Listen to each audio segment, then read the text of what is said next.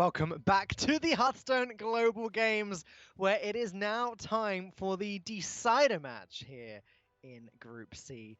It's going to be the rematch, actually, between Canada and Argentina, the first match in the group that we cast yesterday. And I believe that was Derek and me, Lorinda. I don't think you cast that previous game, if I'm not mistaken. Yeah. It was you guys. Slightly different already looking at the bans. As Canada, I believe, yesterday actually shielded their shaman and had their priest banned. This time they flipped it over. They shielded their priest and let Argentina ban their shaman. Yesterday, things didn't work out for Canada. They did lose. Obviously, they made their way now through the losers bracket into the winners bracket. So now a change of strategy. It's going to be interesting to see if they can get the upper hand on Argentina.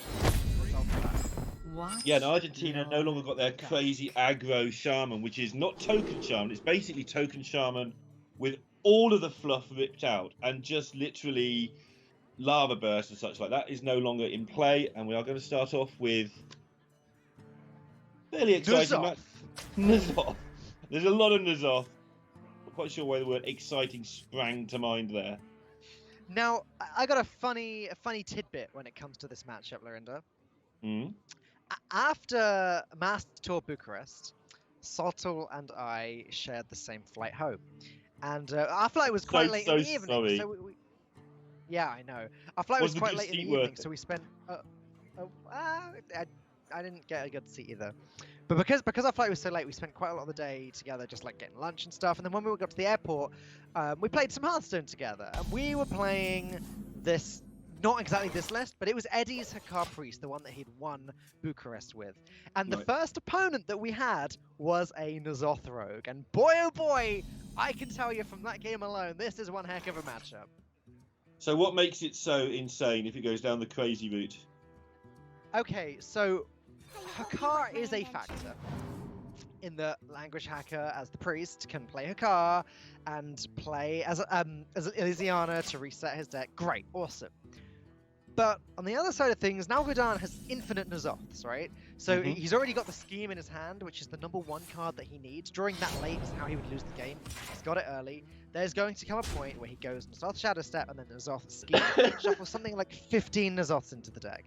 And what that means is that his deck is going to slowly but surely be filled up with Bloods, but the rest of the cards are all N'Zoths, and there's a lot of them as well.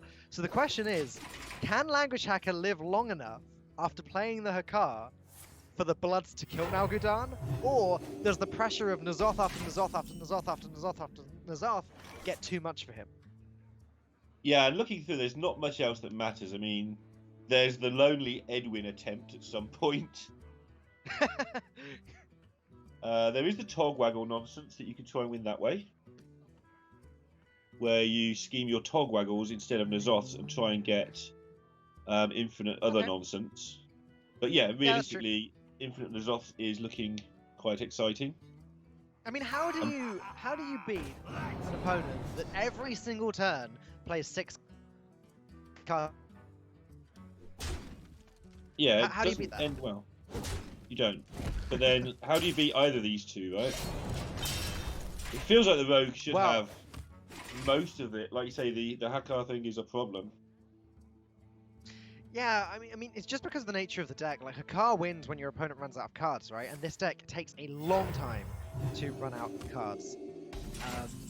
Yes. And the problem is with the Priest is that they run out of stuff. Like, after they've played Hakar, they have to play Elysiana at some point. And at that point, they're filling their deck with trash. So you've got this trashy Elysiana deck, which... I think even with the game with me and Sotul, I think we got lucky in that we actually discovered a N'Zoth from Elysiana. So we got to play 2 more N'Zoths ourselves, but it still wasn't enough to keep up with the endless pressure that the Rogue was throwing at us. Yeah, and the rest of that beforehand, I'm trying to work out if there's... I dislike the games from a casting perspective where nothing happens in the first 20 turns. But I can't even see what the interplay might be here, apart from a very, very soft approach from both to try and get bored and maybe just luck out. And if the Priest is feeling that unfavoured, maybe we'll see them jam minions a little bit quicker than normal just to try and do it via damage somehow. Because obviously if the Hakar doesn't need to do as many hits, then they don't need to get as lucky at the end. But this Priest is not designed to hit you hard. It can hit you pretty quickly from turn 10 onwards, but that's a long way off. Yeah. I mean, the game that I'm referring to, and again, one game is hardly the perfect sample size. It But can it be a happened this pretty sort of much. matchup, to be fair. Right. Well, it happened pretty much as we'd expected it to happen. The Hakar was played, my deck was for them, I played Lysiana, opponent had Endless Nazoths, I was slowly but surely getting overrun while my threats ran out, and I distinctly remember at one point, Sottle went to the toilet, came back, and was like, oh, it's all gone a bit wrong, hasn't it? Because, yeah, it That's just what he's going to not... say. Yeah. Yeah. Sottle partnering with anybody goes away from it. He's going to come back and say, by the way, without me, you are useless. Yeah. It's just the most subtle thing ever.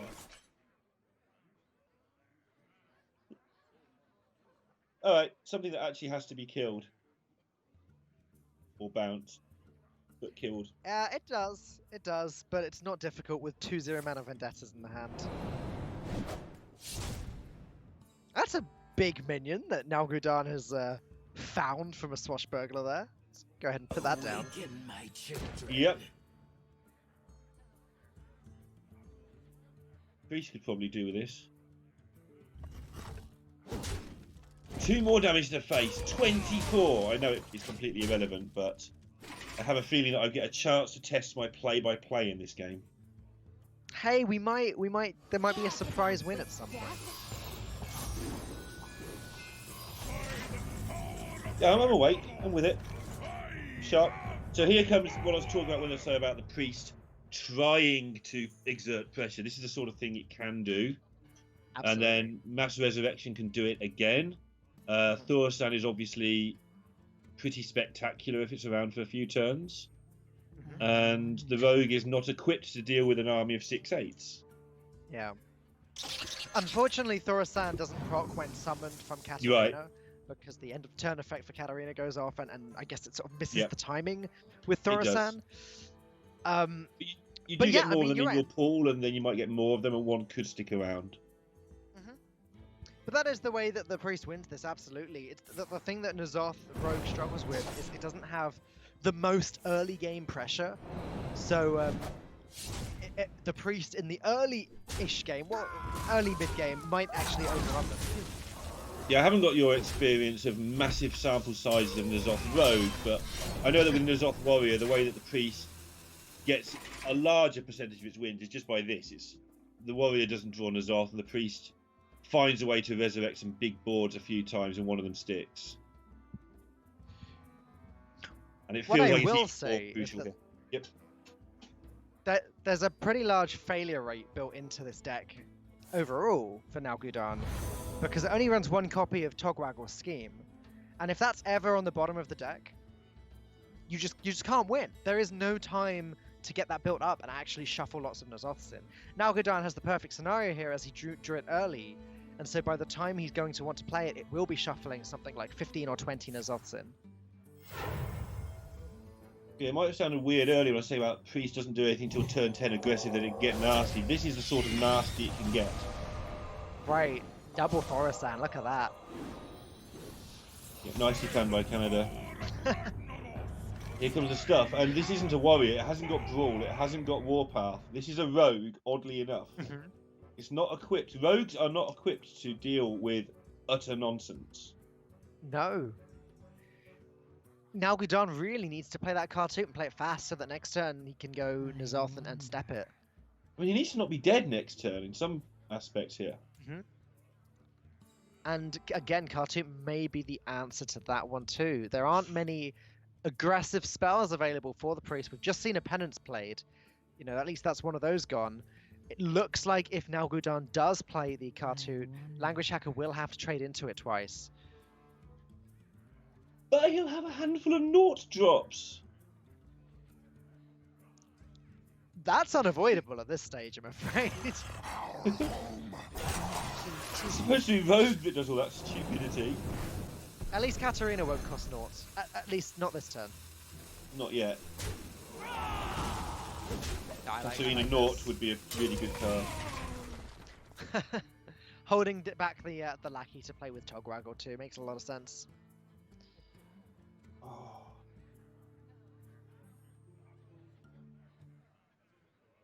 Just looking at the future for Nalgodan when these have gone. And obviously we've talked about the end game, but they've got to survive this middle game somewhere. Every turn now, Language Hacker is going to be able to represent Leaf Block or at least a game-winning advantage. Yep. So now, what's changed? The Cartoots died and the Reborn has died. So N'Zoth's Step is now 2 Cartoots that both have their Reborns. Yep. That is an improvement, and that is maybe enough for Nalgudan to survive through. It's a little bit early for Nalgudan to be going N'Zoth's scheme next turn, but maybe he'll have to. Didn't quite catch what number that scheme is on. It's going to be about 10. It's not too bad. 10. Give or take 1 or 2. And it's not, we're not reaching the Hakar being a problem stage with that big deck, so they could just go for that, and they might have to because this pressure is just getting insane. I don't think Hacker's even thinking about Hakar at the moment now. No, exactly. Nice, two cast Hakar at the end of this turn. And the healing is irrelevant. It's only the taunts that are relevant at the moment, because in a moment there's going to be 30 damage on the board anyway. I must consider. So we're not a warrior. Can't heal past 30. So now Godan can go N'Zoth, scheme, and then I guess just hope he draws N'Zoth for the next few draws. Yeah, and like you said, we're at the point now where if Hakar does become a factor, because now Godan's not making his deck quite as big and chunky as he would like to. You're right. Language Hacker might win the game with Hakar if this ever gets dealt with. plays the Infiltrator, which I thought he might not.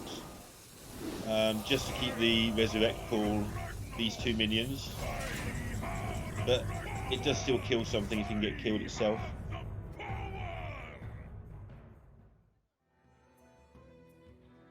So your choices are go down the N'Zoth route forever, or Swashbuckler into Plague of Death. And yes, I know that's unlikely.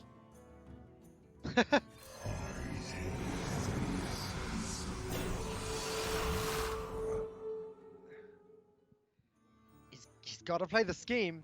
He cannot really afford for N'Zoth to die. Or Seance! If only Nalgudan had 1 more mana. And here they come. Okay.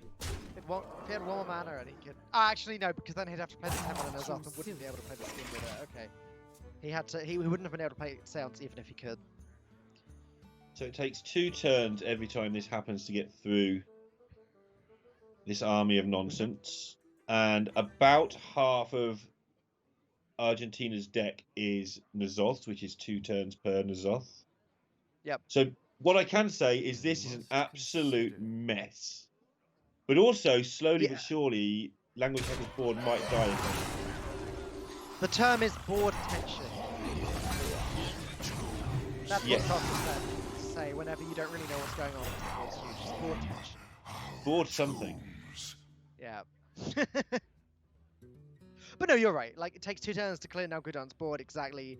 It's starting to feel like he has stabilized. Yeah, because Hacker's board won't always be here. But Nalgudan's probably will, especially when you consider if he fails to draw a N'Zoth, he can go Lackey, Togwaggle, Wand, play the Wand. One of those 3 cards will be a 0-cost N'Zoth. Yes. Yes, it will. He can then play that N'Zoth and Seance it. This is just the most nonsense I've seen since Impact yesterday, which was 2 matches ago. Which was also I'm a big nonsense. fan of Language Hacker's hand. Big fan of that hand. I would like that hand, please. Yeah. Very, very cheap. Here we go. Language Hackers. Language Hackers. He somehow managed to be incredibly emotive without really using much energy to do so. 2-0 mana N'Zoths. just when he thought he'd pretty much got a chance in this game. And it must be quite demoralising to get into a game you know you probably don't win, and then get into a situation where you might get it done, only for your opponent to draw all the key stuff. Okay, so now we should probably start looking at the Hakar, right? And working out if that is a realistic win condition. Yeah, just obviously it costing 0 is great. Oh yeah. Now Guy does need to worry about his board at the moment. But I think he can just trade it all in. Okay, we can just trade it all in. Because all this clutter's in the way. Sure. Okay, let's go back to the Faces may have been a mistake because it might have generated a bad Death Rattle minion, for instance. Okay, gotcha. But he had to play it to play the Tog. Yes. Yeah, that's also true. Okay, let's go back to the Hakar now then. Well, now that N'Zoth has been picked up, it's even more relevant, because I don't believe Language Hacker has had any Death Rattle minions die. So he can play N'Zoth, he can kill the N'Zoth with the Light Bomb, then he can play...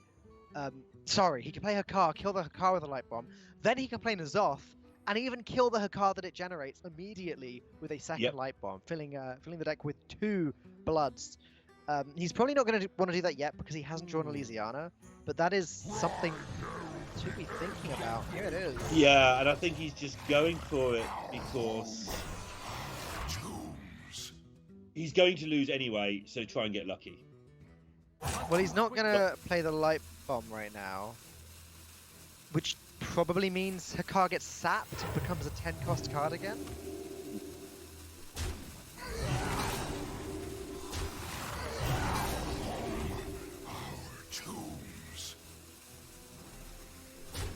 Is he going to do that? I think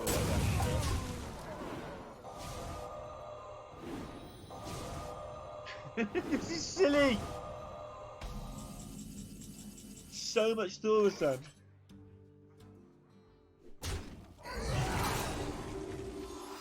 I guess he's got to just hope there isn't another N'Zoth. That's a better win condition than getting lucky with a car at the moment. Yeah, I mean, I guess you're sort of going in both directions. Because you can assume that with 4 cards, it's safe if you got each time, it's a safe bargain. That is only a 1 in 16 chance they don't have another N'Zoth. So it's a legitimate 5, 6. Oh! We got the sarcastic clap from Language Hack. Now, even though it's a 10 mana Hakar, it is still a 0 mana Light Bomb, so it's not a disaster. True. And what is a disaster? He just dies really soon himself. Yep, because that board is coming back over and over and over and over again. The end begins. I always hated Taunt Druid. A lot of board tension in that deck. Oh, yeah. For months. But fending off to some degree.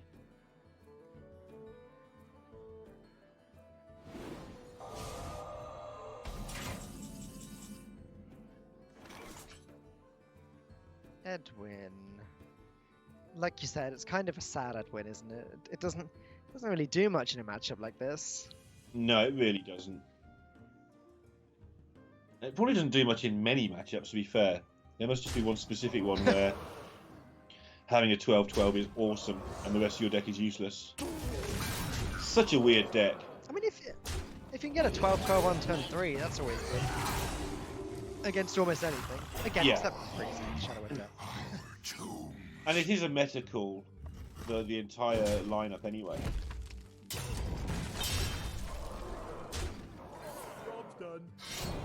And although that's frustrating for Canada, it's because they look like they'd got close, and it just happened that all the answers lay in Argentina's hands. They mustn't panic here. This is an expected loss.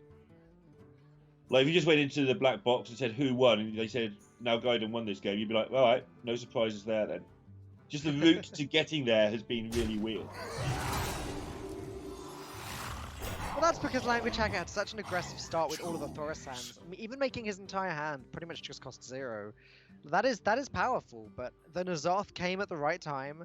Nalgódan had the step, Nalgódan had the scheme, and just in case he couldn't draw all of the N'Zoths, Nalgódan had the Togwaggle to draw the wand to draw the N'Zoths. So Nalgódan, to be fair, did have every single thing working in his favor here.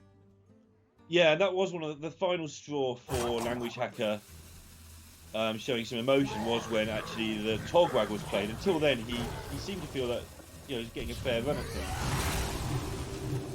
So now it's just the long shot. Can you draw a million bloods in a row over the course of 2 or 3 turns? Well, again, playing the N'Zoth and having the second Hakadai will at least assist Language Hacker in that. But unfortunately, Language Hacker's running out of stuff. One turn is going to be a Plague of Death turn, and then the next turn is going to be a Light Bomb turn, and then the next turn is hopefully going to be the second Plague of Death if he can draw it. But the thing he has got going for him is that he can actually play Plague of Death and N'Zoth on the same turn. That's pretty nuts. Yeah, that is pretty nuts. Play Plague of Death and then present his own threat immediately. And he needs to be ginormously lucky. But if they can get the Hakar rolling, obviously it thins out the N'Zoths relative to the rest of the deck. But it just seems, it is incredibly unlikely. And actually, are they just going to sit here? No, they don't. They can't quite afford to.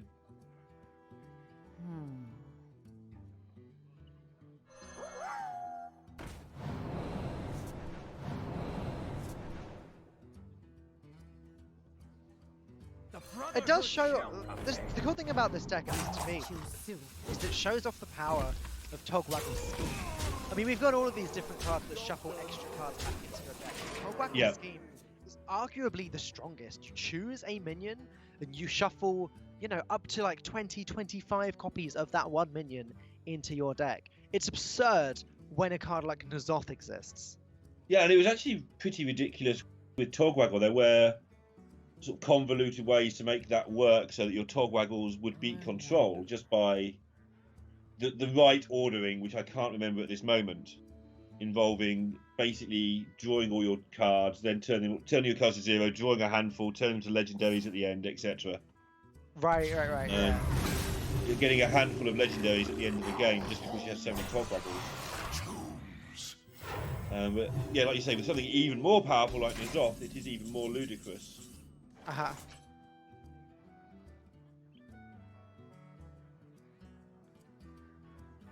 Down to 1 N'Zoth.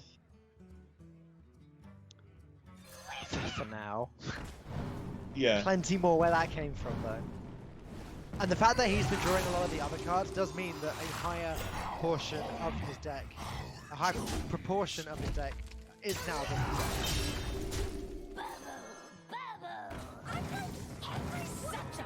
Hacker is just hoping that Hakar blood, although the bloods start to be drawn soon.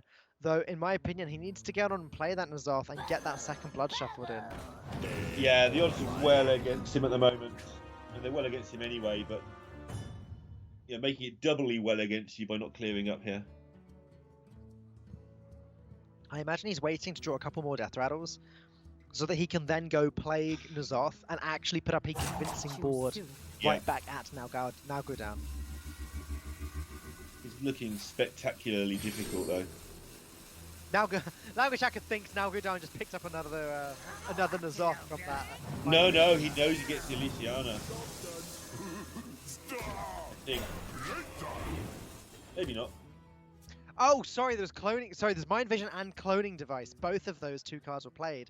So the Mind Vision, Language Hacker probably assumes that's N'Zoth because it was the worst outcome. But the Cloning Device, like you said, that's Elysiana, and Language Hacker will probably suspect that. And Elysiana just beats the Bloods. Exactly, well, that's the relevance. So I didn't elaborate. Yeah, that is the relevance. If you ever get into the situation where you might lose to the Bloods, you just play Elysiana. And then that's the end of that. This is a big board, though.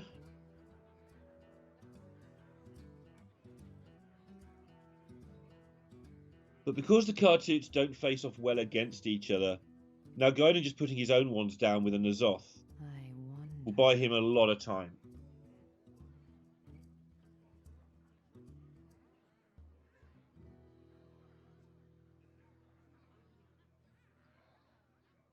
But yeah, just running out of stuff is the priest's problem here against this deck with infinite, not infinite, but close to infinite So value. many options.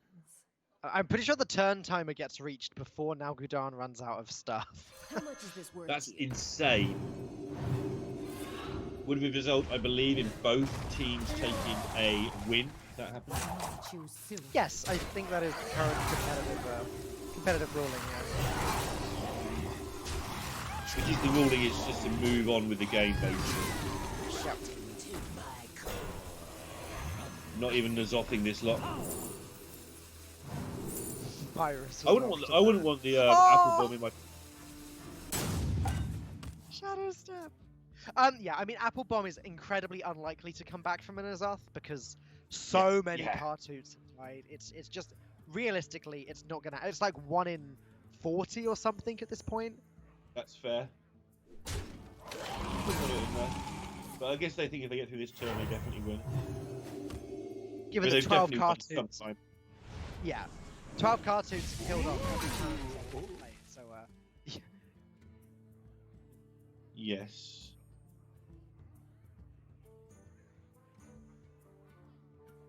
I enjoy these weird matches to see the resourcefulnesses of the players, though. yeah. Yeah, finding the ways that Impact found yesterday to win some of those games, but the way that Hackers finding to desperately try and find a way to win this game, even though it's looking like it won't ever happen. I just enjoy watching how they approach it. Nalgudan should be safe for the most part to play Elysiana whenever he wants. Now, obviously, he wants to keep his deck full of the N'Zoths for the time being, but as soon as those Bloods do become an issue, Elysiana will close out the game. And it's one of those situations where, yeah, I believe if Nalgudan was able to show his hand to Language Hacker and say, look, Yes. I've got Elysiana, how do you win this? I think Language Hacker would just concede at that point. Yeah, I think that's fair. But you can't give up as long as you believe that there is a chance. Well, there's definitely a chance. I mean, Hakar can just go 1 blood into 2 bloods into 4 bloods. It's just ridiculously unlikely. Yeah. And basically, I think Canada's game plan, and then we know that Elysiana probably kills all that off, and they can't get another Hakar now. Actually, they can because they've got the Maz Resurrection. So after Elysiana, they can Maz Resurrection and try and do it again. In the world where you want a 0.00% chance of winning. Quickly. Okay. Well, that's dealt with that. They won't be back anytime soon.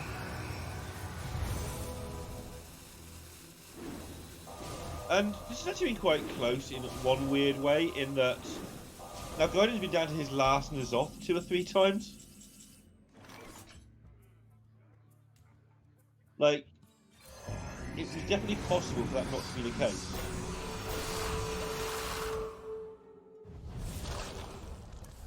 And obviously it's Canada that eats the first blood. Why wouldn't it be?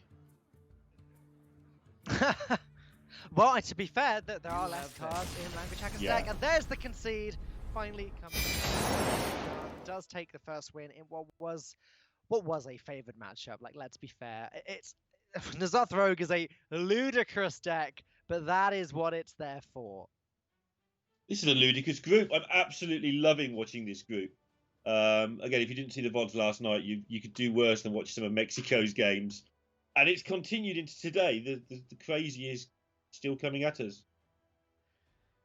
Good. That's what we like. We like to have in tournaments like HGG, some of the countries doing things a little bit differently and some of the games being different as a result. Moving on, we have Argentina still with the Druid, which is, I believe, the OTK Druid. No, it's not. Sorry. There was confusion about this yesterday. Yeah. It runs bees, but it doesn't run Floop's Glorious Gloop, which is important because that just prevents the OTK from happening. Canada's is the OTK. And obviously Argentina also have their own Resurrect Priest. So a Resurrect Priest mirror offensive cards. Alone give me Oh, and strength. here it is. Yay! Everybody's favourite matchup. I have no idea how you win this. I'm just going to get the cat, put my feet up, and I don't know, let chat cast for a couple of hours. Let the cat cast. She'd probably do a better job actually today. How you doing, cat? No, she doesn't want any of this either. So kill your opponent on turn 9 with mass resurrection by bringing back all your stuff, and your opponent dies, and that's the end of the game, right? That is No. incredibly optimistic. More likely is, how was your weekend, Fel? My weekend, I mean, I've cast a lot of the Hearthstone Global Games. Okay. You know what, Lorinda? When we had a long game yesterday, Derek and myself played a little game called "What tier rating would that card be?" I saw that little Would you game. like It was to- quite good fun. Would you like to have a go? I'm already full of salty tears, I think, right now. The problem is I can't see any cards here that could possibly be Yeah, in there aren't Battlegrounds. spells. Right. I mean, N'Zoth wouldn't make sense in Battlegrounds. Ziliax wouldn't. Convincing Infiltrator. Okay, yeah. What tier would Convincing Infiltrator be?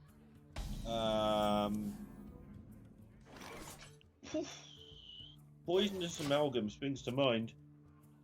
4. Let's put it at 3 to make it exciting and annoying early on. 3. It's got to be 4. You think 3? Got to be 4. Got to be 4. I'm giving that a hard 6. I think. Hard Maybe 6. maybe a 5. Yeah, I just 'Cause want to make things crazy. Kaboombot's in the game, right? Kaboombot is Kaboombot tier 2 or tier 3? I know you started this game. I'm just going I to did. pretend I know nothing. It's entirely my fault. Yeah, I don't know. I think a guaranteed kill. Yeah. So, how do you get an advantage with your Thaurissan? Do you just wedge it onto the board early, or is there something you can do sneaky with it that helps you later on? I think wedging it Just early check is the nice, because wedging it early means that it comes back, and then comes back again. Wedging it early now means you can curve into Wait. Katarina in the next turn.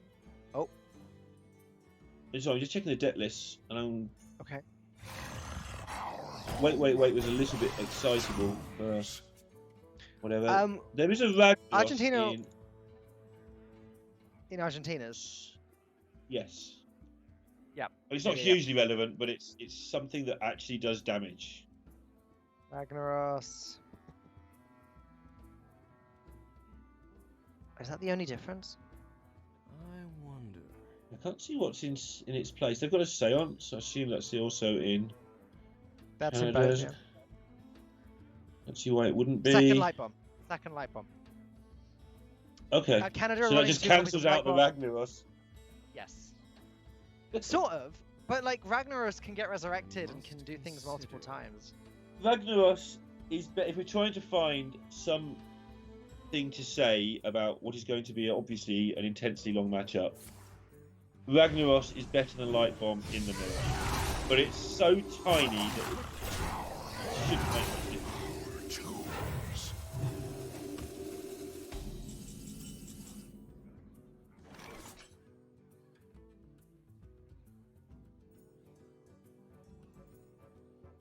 Can't even get a sense for what you're trying to achieve here. Obviously, trying to get the early win is something, I wonder. but the early win is like turn 15, just for reference. Yeah. The early win is the game not going to fatigue.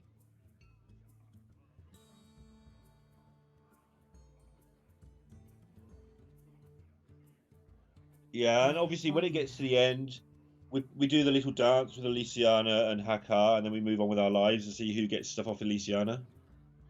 Is like what we haven't been saying here, because we're both expecting this to be a mesmerizing performance of thinking and doing nothing. But the Elysianas will have a big part to play, both in their timing and their results.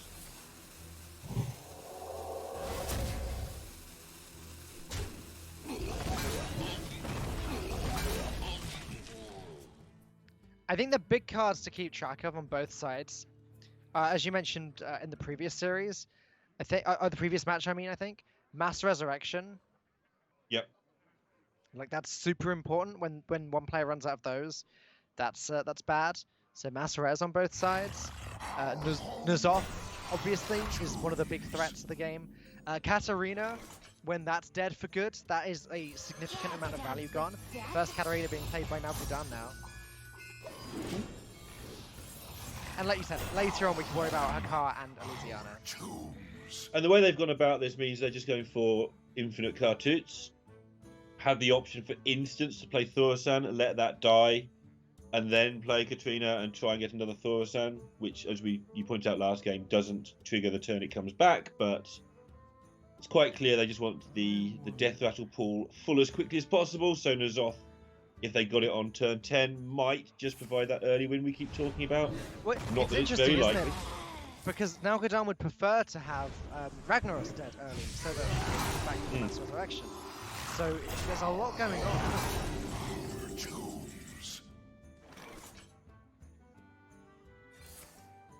As always with control mirrors, hand size will become a thing at some point, so expect to see a card or two wasted at some point.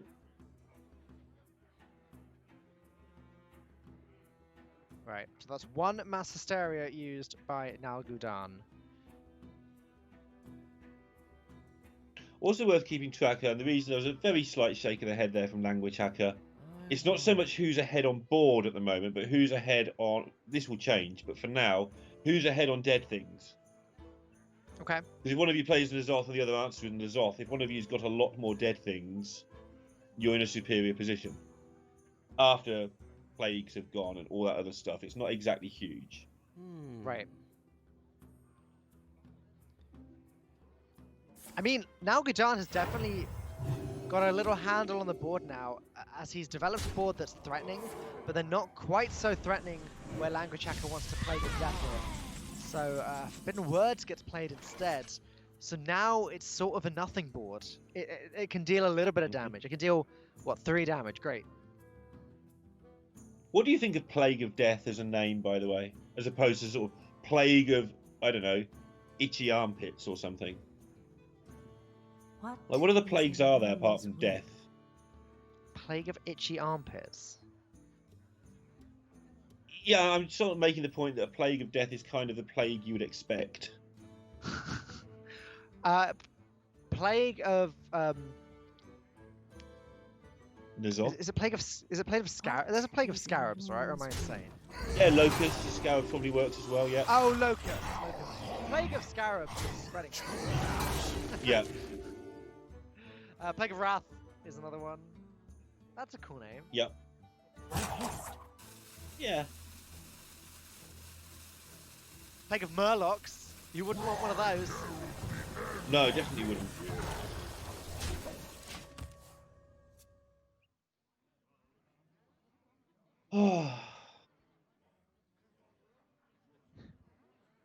Watching the early game tick by. Derek says, Plague of Lorinda Casting. Awesome. That would definitely be a fearsome plague. Thanks, Derek. And that is the one time I read anything from Twitch chat all day. There you go. It was a good one.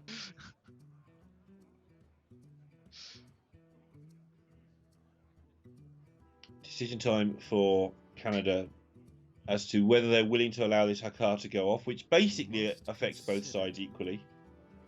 It does. Or whether they just want to not worry too much about it. It's 9-6, that's the problem. You've got to worry about it to some degree. Uh-huh. Quickly. But they really want to get their Katrina down here to make sure that N'Zoth gets full value.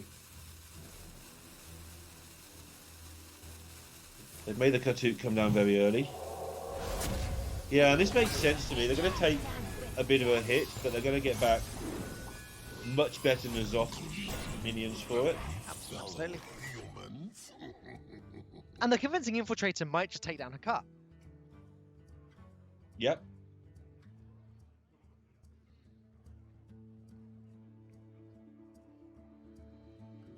And this is one game where you don't necessarily look just at hand size for who's winning. I know in the old Control Warriors, you would see one side slowly but surely running out of cards in their hand, and you could see who was gaining the advantage. But if you look at this, okay, now Gaidon's got the most cards in hand, but actually they're pretty rubbish. Unity, precision, perfection. So he has just been going and making sure to keep the board to some degree. And there's still an outside chance here for Argentina to get this done via damage. At least from where they're sat. From where we're sat, not so much. I mean, they're definitely sinking the damage in now, and Yeah. at the end of the day, N'Zoth gets played, then dies, and then Resurrection gets played, and then dies. Oh, and then second Resurrection gets played, and then it dies, and then Language Hacker is out of stuff at that point. But there you go, Katarina coming back as well is really nice there. Oh. Double Shadow Word Pain has been saved. If they want to insert another 9 to face. If those Katarinas stay alive, then this goes on forever. Right. Yeah, gotta get rid of those. Somewhat important. Could go Pain, Coin, Forbidden Words to deal with Akatu and Katarina. And the next Resurrect's going to be interesting. It should just be Katu. Mathematically, it's mostly Katu. Yeah, and Katarina's. Yeah, but a lot more Katu. Sure, no, sure. Again, But it's the effect of two diamonds. Sure.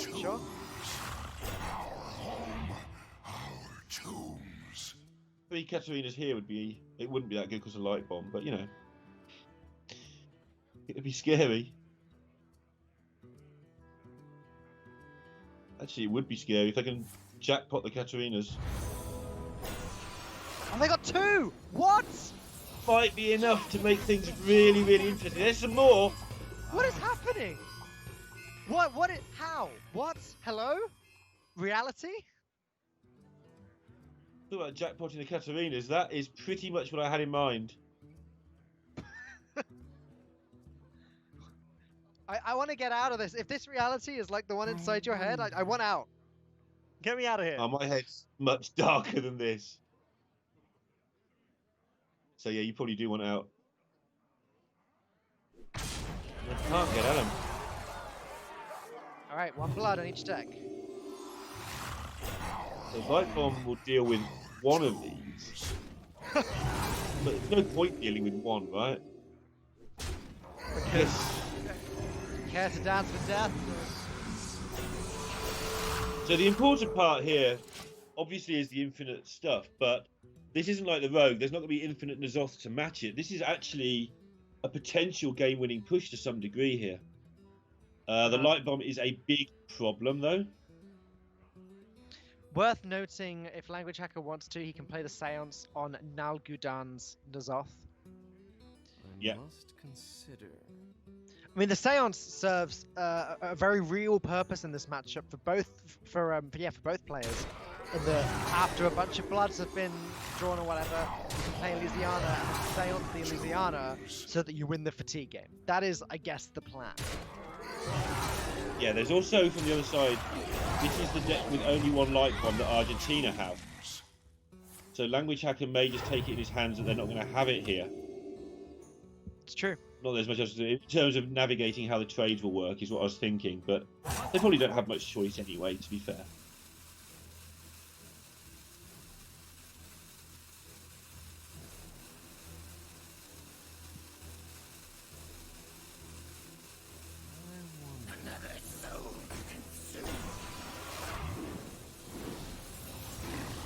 So yeah, the lack of attacks maybe a nod Oh, look. trying to protect those. Normal things are happening with the Katarinas. Normal things are happening. One infiltrator, late. a couple cartoons. Yeah, that makes sense.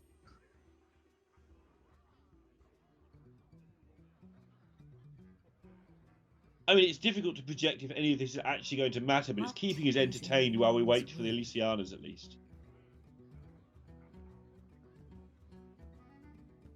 Certainly, if they can break through at some point, it will just be one turn, basically kill your opponent. But it has to be, otherwise the Kartoots start just healing them back up. Still no resurrects for now Guidance side. I love how Argentina is represented with now Gaiden rather than PNC, who's I think now Gaiden's the calmer of the two. They're both pretty calm.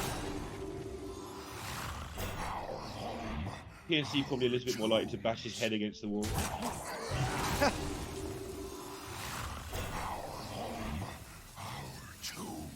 So there's a lot of board tension going on here.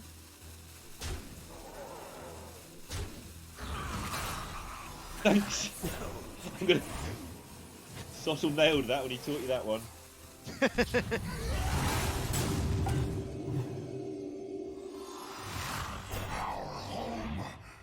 Yeah. Choose. So light bomb And use now, N'Zoth for language hackers actually a thing. If he's thinking there's no Plague of Death, but with only 13 cards left in now Guidance deck, maybe language hacker won't have the opportunity to sense that and just go in.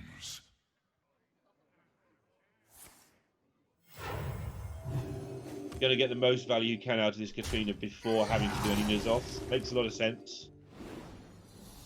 You've got something good going here, so... Oh my goodness. Holding on to the Seance so that he can wait for the Elysiana plan later on. Yeah. Yeah, double Elysiana becomes a big deal. Yeah, and language hacker needs to circuit these Katrinas for a super amount of value, which is starting to take its toll on Argentina's hand. It is. Oh, gets the weaker Kasarina there as well. Obviously, Forbidden Words can deal with the other one, but there aren't many proactive plays left for Nalgudan. The language hacker still has Cloning Gallery, along with N'Zoth and Seance, where if we did come to a point where it's clear Nalgudan's out of stuff and language hacker could use that Seance aggressively, he might then decide to do that, to hit the N'Zoth or something. So Cloning Gallery only gets worse as it goes on, unless you want to save it until after your Elysiana. But this makes far more sense. We're about to see some more Bloods enter the deck, Lorinda. Yeah, we should probably keep count of that, because neither of them have actually drawn the Elysiana of which we keep speaking. One Blood in each deck at the moment. I'm keeping track, don't worry. Also, worth noting here that Argentina now have a very good idea exactly what is in Brazil's hand. This is a big reveal about what's left in the deck.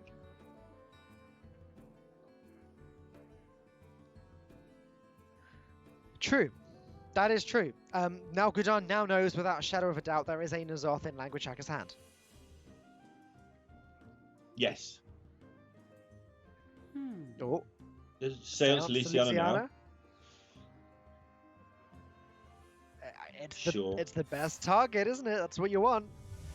Yeah, you're going to get it later anyway, so you might as well do it this way around now, because 9 plus 2 being 11 mana can just be a real nuisance.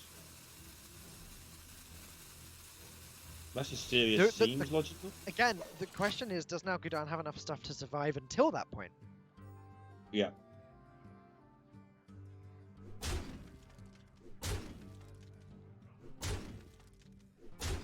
Six damage being banked. Not too many ways for Nalgudan to heal up, apart from the obvious hero power and the one Kartoot in hand.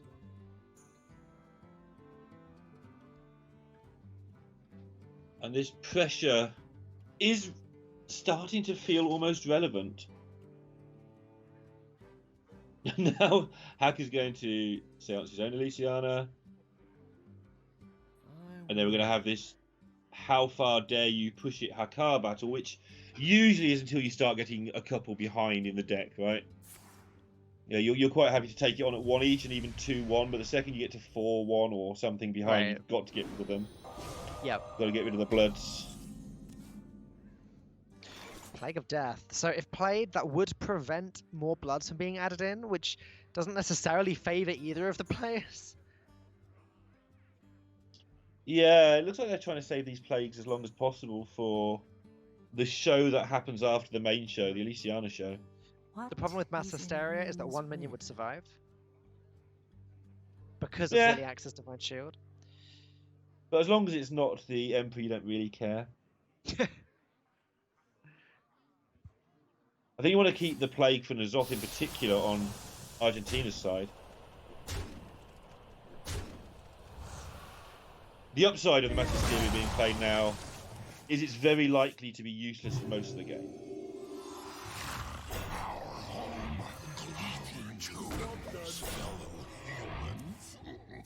So That's somewhere in a moment, all of the value that Canada have gained this game should begin to take its toll on the cards in hand. Okay. And so for instance, the one of the trivial ways of showing it is Canada have an N'Zoth and Argentina don't, which means that Argentina are going to have to use a Plague of Death and Canada aren't. Mm-hmm. That's how that value can start to snowball just a tiny bit, and then Canada have having used that both mass Plague. reses, right? Yes, to get there. I wonder. Whereas I So that's believe also Nalgudon important. still has one knocking around. I think that's correct. There are two in the initial deck, and I only remember one. There's also that Whereas Ragnaros, which is interesting. That's true. Not too quickly. Canada played both mass reses back to back, so Consider. they're definitely both gone. But they got basically the maximum value out of theirs. That's true. Argentina can do, but they're going to have to get a little bit lucky with theirs. There goes off from Canada, and that may have to bait out that Plague of Death. Yep, I mean, it's only a small advantage even now. It's a card advantage gained. But I was just looking for where would the Katrina value they gained come into manifestation, and that's it. That's where that's their tiny edge gained. Because let's face it, we still have the main game to come. Absolutely. The main game is actually the Elysiana game, and Language Hacker going for it now. Okay. So, this is Sathrova? Okay. So this is now a really interesting strategy. I'm going to put a big cross through all of my notes regarding what's left in Canada's deck. So Canada seanced an Elysiana earlier. Language Hacker didn't even wait to draw his own Elysiana. He's just pressed that button. So he's decided, but yeah, I've used all of my value in my deck. Like you were saying, the Zoth's gone, the Mass Reses are gone. Nothing else in my deck is good. I've got some board clears. Let's try and grab some big stuff from Elysiana, which is certainly risky. But with Sathrova, it may have paid off. If Sathrova is drawn next turn, then he gets these Elysiana back in the hand, and also added into the deck. Really good point. And seeing the Plague of Death used means that this is a far less risky strategy.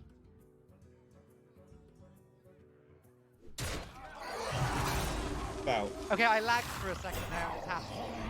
It has happened. It is I lagged out, happening. missed the draw. I will split That's your insane. soul apart. So I screamed like a little foul. I missed it. On your I need to behalf. watch that on. Oh my goodness. So yeah, for those of you that haven't seen this yet, Sathrova is the new card. You play it, you target a minion on the board, you get a copy of it on the board, a copy of it in your hand, and a copy of it in your deck. So that one draw has completely flipped things over for Language Hacker. As long as he can survive any of Nalgudon's remaining progression, which with 2 Plague of Deaths, a Mass Hysteria, and a Light Bomb, probably can. Yeah, and we've already established really that they're probably slightly ahead. Well, now they're a long way ahead. And just to build on that, for those who haven't seen this engaging matchup before, it is all about who has the most Elysianas. You can wipe out Hakar stuff that way, and you never fatigue to death.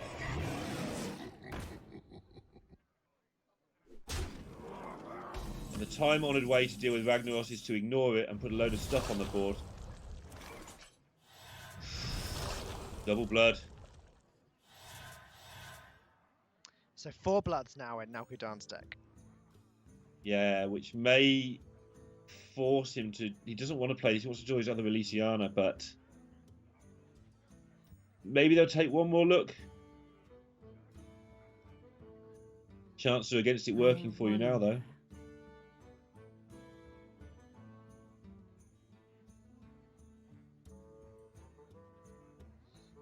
Now, Godan's hand certainly isn't as high quality as Language Hackers. I guess if he got an amazing Elysiana cloning gallery, could do something. It's possible. Got some good death battles. I imagine they'll set up for using it next turn. That gives them one more draw to draw their own one, because this is the same one. And probably won't kill them with bloods. And does just be yet another card suit and value out your stuff. Oops. Yeah, yikes. Well, that'll teach you, Ragnaros. I wanted to see the second Sathrova drawn, so Sathrova the first Sathrova. Of course you did. Why not? Why wouldn't you want to see that? This could still go to turn limit in some worlds. Alright, don't forget 4 bloods in the deck. There's 1. That's 2. 4 more bloods have now been shuffled in, or sorry, 2 more bloods have now been shuffled in addition to the ones that were just drawn. So 6 bloods in the deck now. And now no bloods. And now no bloods. So, in the world where they don't die next turn, holding on to those extra turns might be really important. That Maza Resurrection could be very big for Argentina. They held out to get as much value out of their deck as they could. The reason Canada went for the early Elysiana is they'd really got the value out of their deck already. But there are some worlds where they're just dead, depending on what your opponent's got in their hand. I thought Whitemane was an Elysiana then. Like, at first glance. Barrister, interesting. Ooh, 3 amazing cards here. Plague of Death. Take it. Fish Flinger! Okay, yeah, Plague of Death is the pick. Well, that's certainly not quite as valuable as Language Hackers stuff. No. He's just got a load of big things. At least now Gudan is finding the joy in this. There's been a lot of laughter ever since he saw that Sathrova. What an absurd situation. Yeah, something I was highlighting yesterday is, especially the Impact game, but in some others as well, you've got to try and have fun during this at the same time as playing, just to keep the team functioning well. If you start getting miserable, you can soon spiral downwards. Yeah.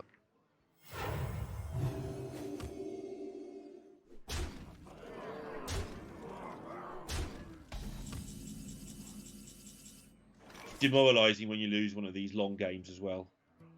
You sit around for an hour or two playing one game of Hearthstone and you lose it.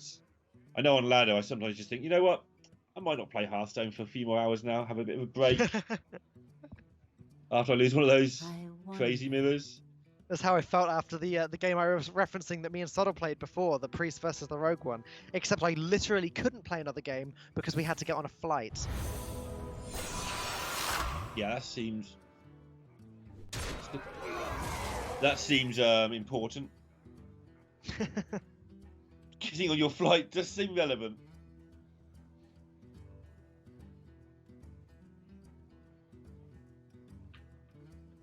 And suddenly become a little bit clunky here for Canada.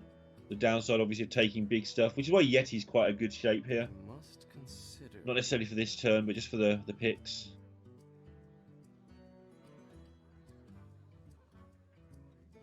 We're now almost playing Arena when you get into Elysiana mode. Yeah. My heart goes out to Argentina in this match, though, because when you look at how this game has gone, you know, you can forget about what happened in the early game. Language Hacker went for the aggressive Elysiana, which was great and all, but the fact that he got the Sathrova from it, and then managed to draw it when the Elysiana was drawn, the ball won the game. Yeah, I mean, Sathrova was absolutely insane, and it's made this just such an uphill battle now to bother to deal with.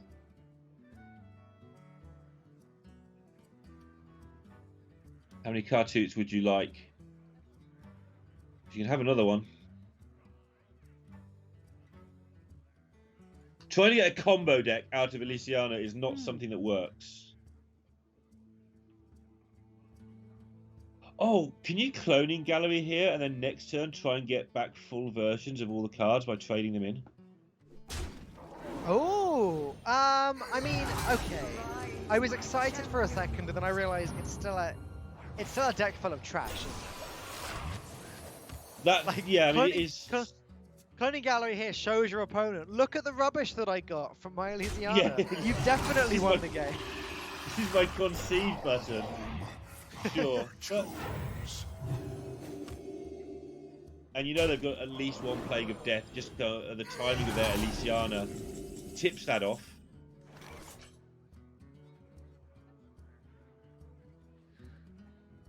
Hacker, okay. Oh, there he is.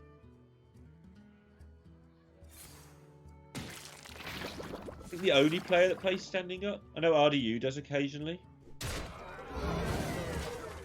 Yeah, I think Jackie Chan used to as well. I'm not completely certain about that, but yeah, it's meant to be very healthy, isn't it? Standing desks, etc.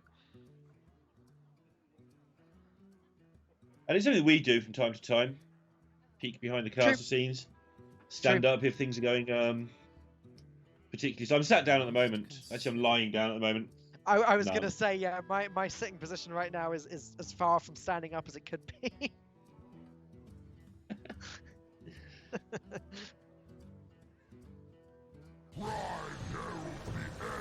Okay, Hikara's back. Hey. But this time, Argentina are not equipped to deal with it in size or effect. Well, they picked up a Plague Unless of they Death. pick up Plague of Death. Picked up Plague of Death from Elysiana, so oh wow.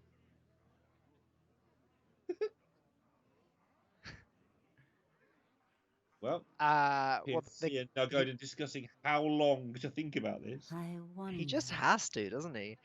Wait. I think so. Alternatively, he can play Mass Hysteria and force the Poisonous to kill the Hakar, but he can't cope with the Bloods, and he knows that his opponent has 2 more Elysianas. So Language Hacker really not happy about that one. But I mean, I was come on, waiting you've for won that this reaction. game. You've won this game, Language Hacker. Like, how upset can you be? He gave that reaction quite a lot over various evolves in the last match. So I was expecting to see it again when something happened here. Because he was thinking that's the benefit they'd got of holding onto their own Plague of Deaths. But, they're allowed to get one good card out of all the garbage they picked up. He'd feel a lot better if he knew that this was total jank in here. Arise, my champions. There are no champions.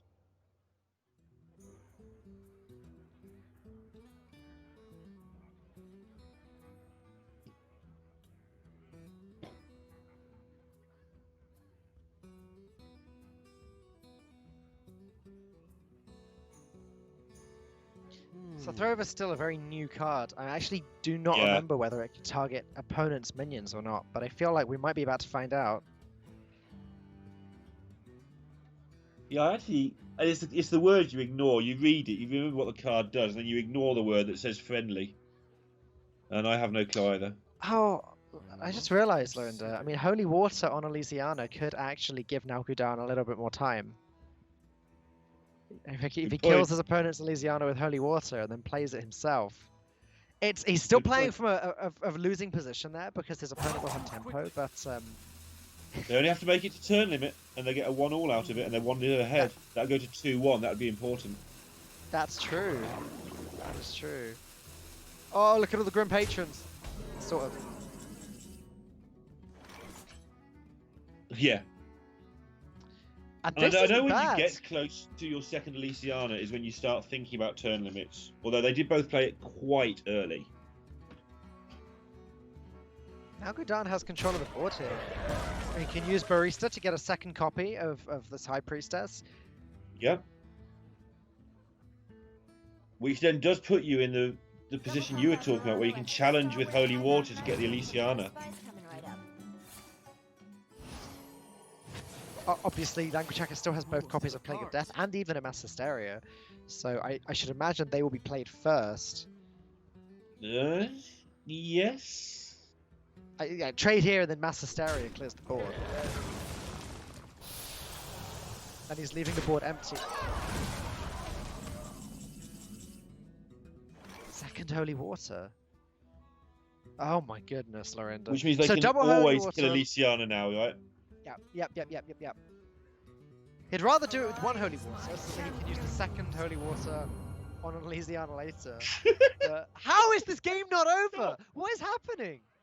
Make it stop, Falk. How long? I've got no idea how long until the turn limit. I've got to admit. So roughly in the first deck is about 25 cards each. 25 turns, but they did reach the end, so let's call that 20 something, 22. And then this has been 15, so 30, sort of mid 30s. Feel like my age. Okay. Maybe another 10-ish. Turn limit's 45, right? Yeah. I know it was It being actually 60. could happen. It actually could happen. And that is a win for Argentina. Both teams would get a win. The priest would then be forever just sent somewhere that we never need to hear from again. And then they carry on the matches if that happened. So, I need to double check to see if Sathrova can target enemy minions because that seems important now. Because if Sathrova can target now Gudon's Elysiana, then that's even more. Yeah, I mean, if they get many more Elysianas, then turn limit is a serious consideration. And unfortunately, it is always the one piece of information we don't get. Largely because it never matters. Choose a friendly minion. No, it's only friendly minions. Okay. So Language Hacker cannot Sathrova his opponent's Elysiana. That's important. It is. Because now when Language Hacker plays it, which as he just did, Nelgadan now kills it with the Barista and a Holy Water, gets a copy himself, plays that the following turn. Language Hacker cannot Sathrova his opponent's one. And I wonder if PNC, who is Nelgadan's teammate on the other end of however they're communicating, is in charge, even from the start of this game, of being on turn count duty. Almost out of cards. Something that's very difficult to do on your own because you miss a turn somewhere and mess up the maths. But in a team, when you know it's coming, maybe somebody's on turn Sorry, count. I was just waiting for the Language Hacker reaction to that. Well, the worst thing for Language Hacker is he knows there's two of them now. So he knows there's another one they've got to play around. Yeah. So they've got Elysiana Sathrova, but now Gideon has Holy Water, which will be relevant a lot of the time, and Hacker's head has exploded. I can't think of a calmer team than Hacker and Eddie. People who aren't going to get phased by anything. All right. Convincing infiltrator. We have a minion on the board. A minion of notable threat. Big shrug from Language Hacker. I just don't know what's going on anymore. But yeah, Elysiana. Let's see if Nalgadon gets a better one here. Although with the Holy Water, I guess you can argue the last one was pretty darn good.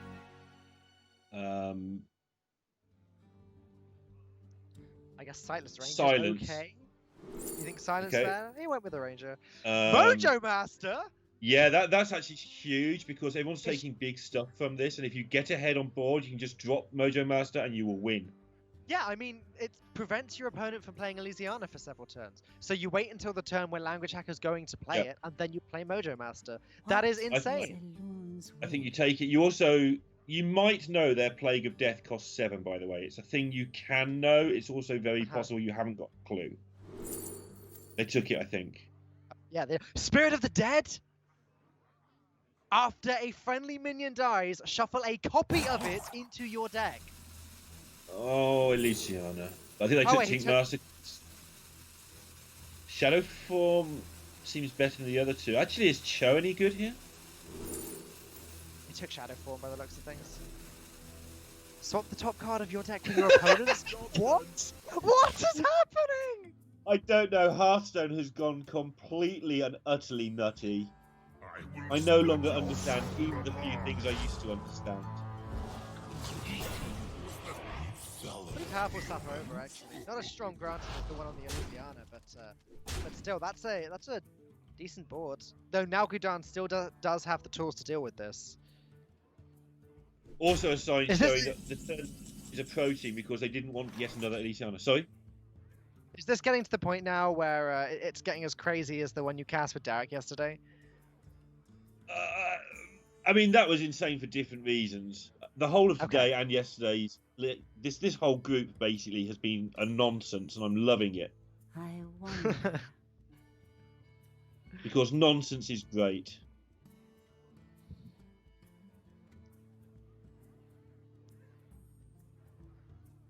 Don't really want to use their plague up. Obviously, it's the clear, obvious option. But they can't actually deal with a 7/7 body of Elysiana without turning it into a squirrel. Next turn, if they go this route.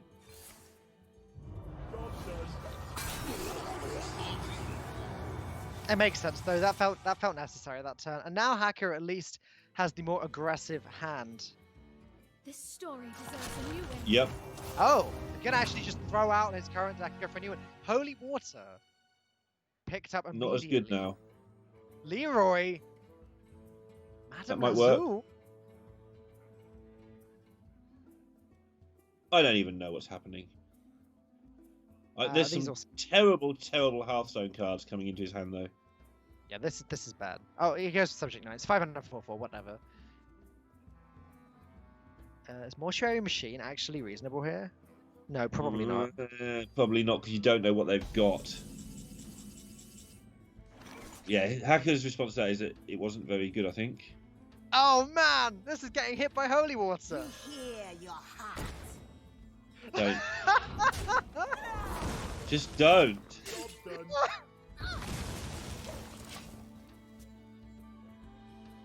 Hearthstone, who broke you?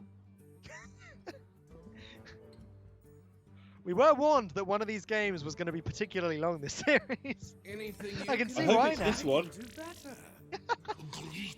Maybe this is the medium-length game. Who knows?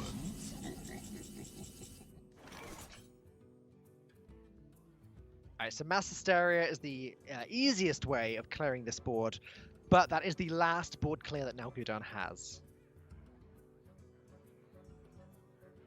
But this time around, Canada's Elysiana was rubbish. So now Argentina are firmly in the driving seat if the turn limit's not close. Hold on a second, Lorinda, because Language Hacker has Madame Lazul in his hand. That allows him to discover a card from his opponent's hand. There is an Elysiana there. Sure, why wouldn't you? Yes, okay, Just play why it. Get not? rid of it. Get rid of it. It's gone. That's the last one, I think. I hope. I really hope. 9/9 man. Thank you. Second Extra shadow shadow form. Well, there's already No. 2 shadow forms. The third and fourth They just don't got have rid of the graded. other one. Oh, of They're course just they getting did. rid of them now. Yeah. Brains are starting to melt at the caster desk. Sea Giant. That's probably fine. Hey, Chief Inspector sorts out the subject 9. No, let's not go there. Faceless. Chef Nomi! Chef Nomi! I've had Nomi in battles like this before, and it is actually surprisingly good. Or You've had unsurprisingly good. battles like this before? Not quite this. I've had ones where we both have 3 Elysianas, so Faceless is and that sort of thing. But yeah. Holy Water! Holy Water can be played on his own Elysiana. Oh no!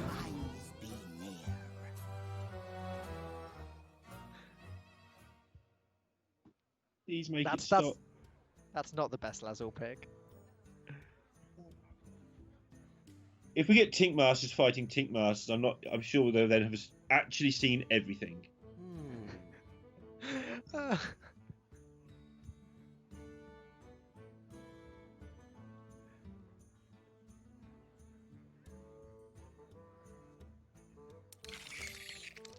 There are other teams that could have played this match, which I think where all the 4 players would have just given up and cried, but it's a pretty calm set of players. Both of these players are exceptionally calm right now. Quickly. It's Some of the really defenders starting actually to not look like bad.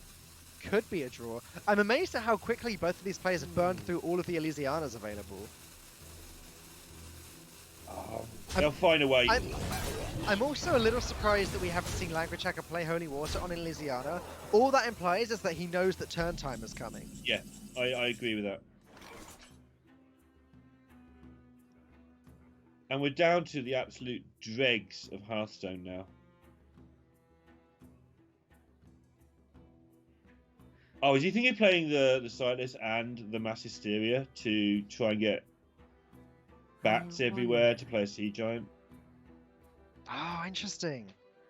Oh, that's really interesting, of course. Well, the problem is the overkill wouldn't work on the 3/3, and it only works on the one attack that the Sightless Ranger does. When the other minions attack that, the overkill doesn't go off. Oh, okay. Is that right, or is it because that's normally in their turn? Is overkill when you attack or during your turn? I'm almost certain it's when you attack. Okay. But this works out perfect. Hear your heart. It's still alive, it's still healthy, there's bats, Sea Giant can do damage.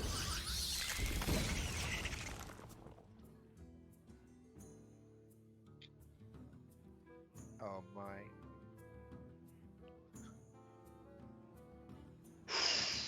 Woof. I'm amazed Language Hacker doesn't want to find out exactly what's in Nalgudon's hand. But Sightless Ranger back on the other side of things.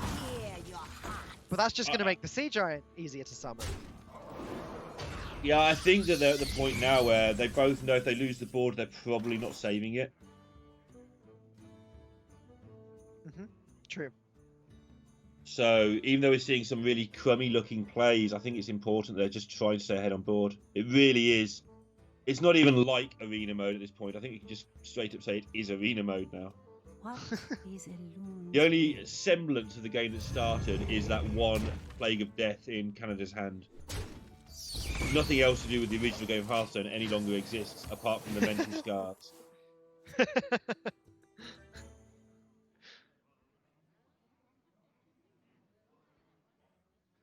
And every turn, Yeah, I'm waiting for the board face to explode as well.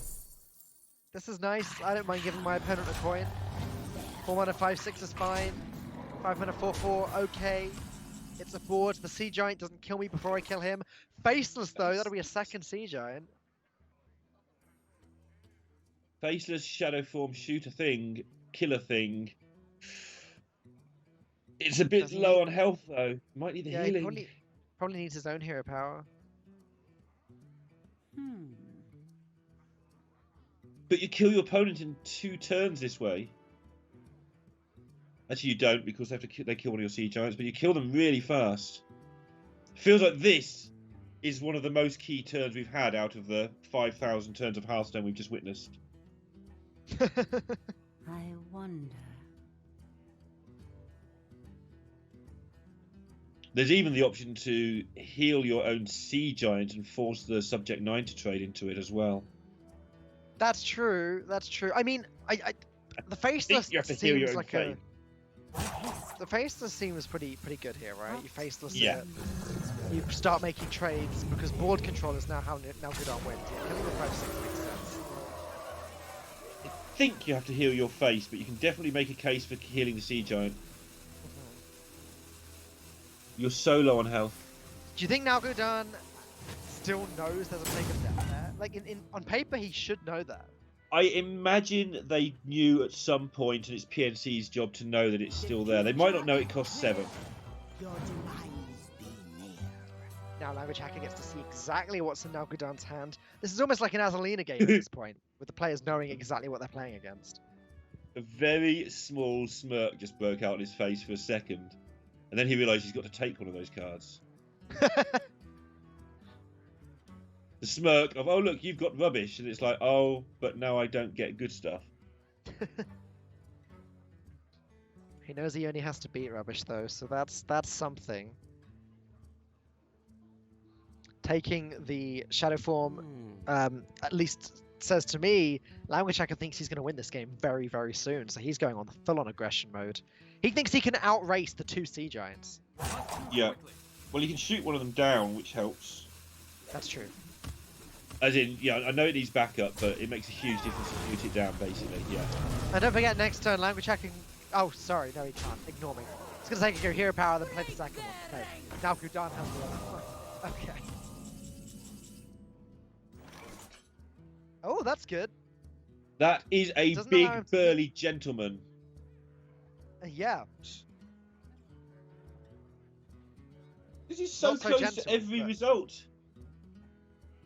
To every possible result, yeah. So It's close I to mean, Is one of the Elun's teams will. winning. It's close to the other team winning. It's close to a tie. It's close to all of us losing our minds. Anything could happen. I think we lost our minds some time ago, in fairness. Yeah, you're right. Yeah, they know it's time. I think if you don't play this, What none of is your other plays are better. I Elun's can't even will? see a good squirrel outcome, so...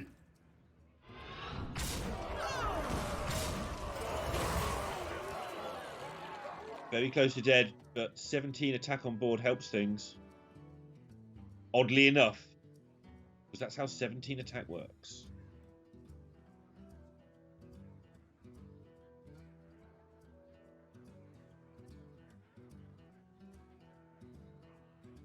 I wonder. Still holding on to that Plague of Death.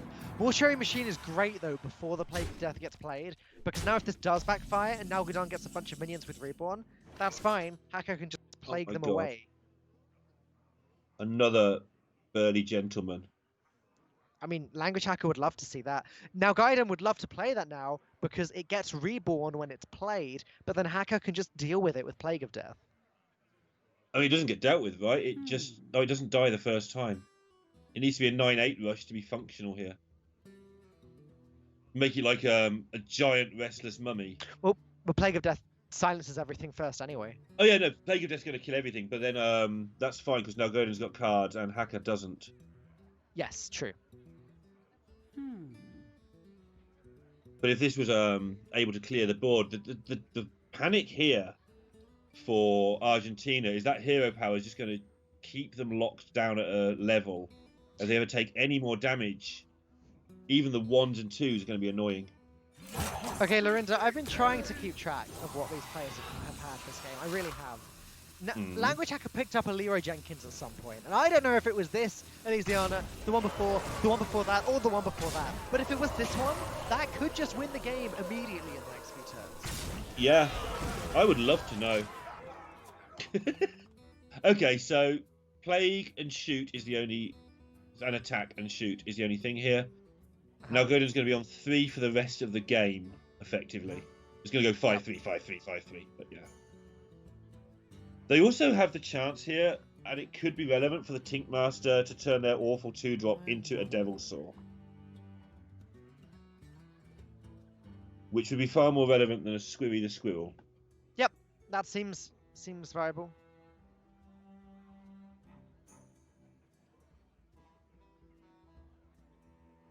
I imagine that PNC has been spending some time, and Eddie probably too, working out roughly how many turns have gone.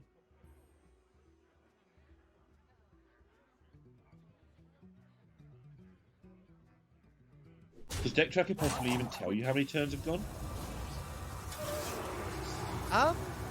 So they might know. I actually don't know. I'm not sure about that feature. If it does, I haven't used it. Sea Giant, okay. 10 mana 8/8, fine. Good enough. You're alive on 1 health. Alternatively, Rubbish do what you Thing. suggested. Play Yeah. Rubbish Thing and heal. And then your Sea Giant next turn, if nothing gets killed, you can play, well, something... You don't mind if something gets killed, because then you're not taking damage to the face.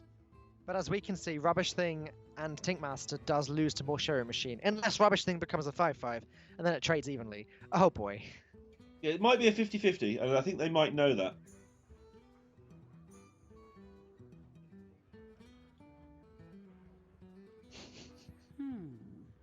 Somebody save us all from this game of Hearthstone. This game has got out of control.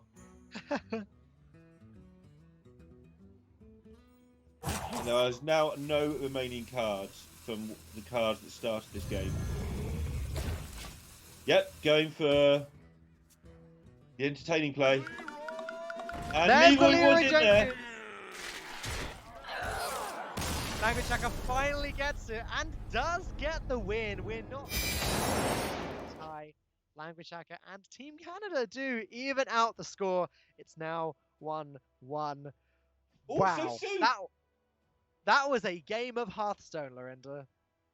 That was about 3 games of Hearthstone. It went through No, there was a wasn't. time, some point a long time ago, where Language Hacker had 4 Katrina Mortes on the board. That was this game of Hearthstone, I think. I don't know. Just don't know anymore. Well, you know what I think we need, Lorinda? We need to take a very short break to get our heads together. Don't go anywhere. The rest of this insane series is coming up in just a few moments.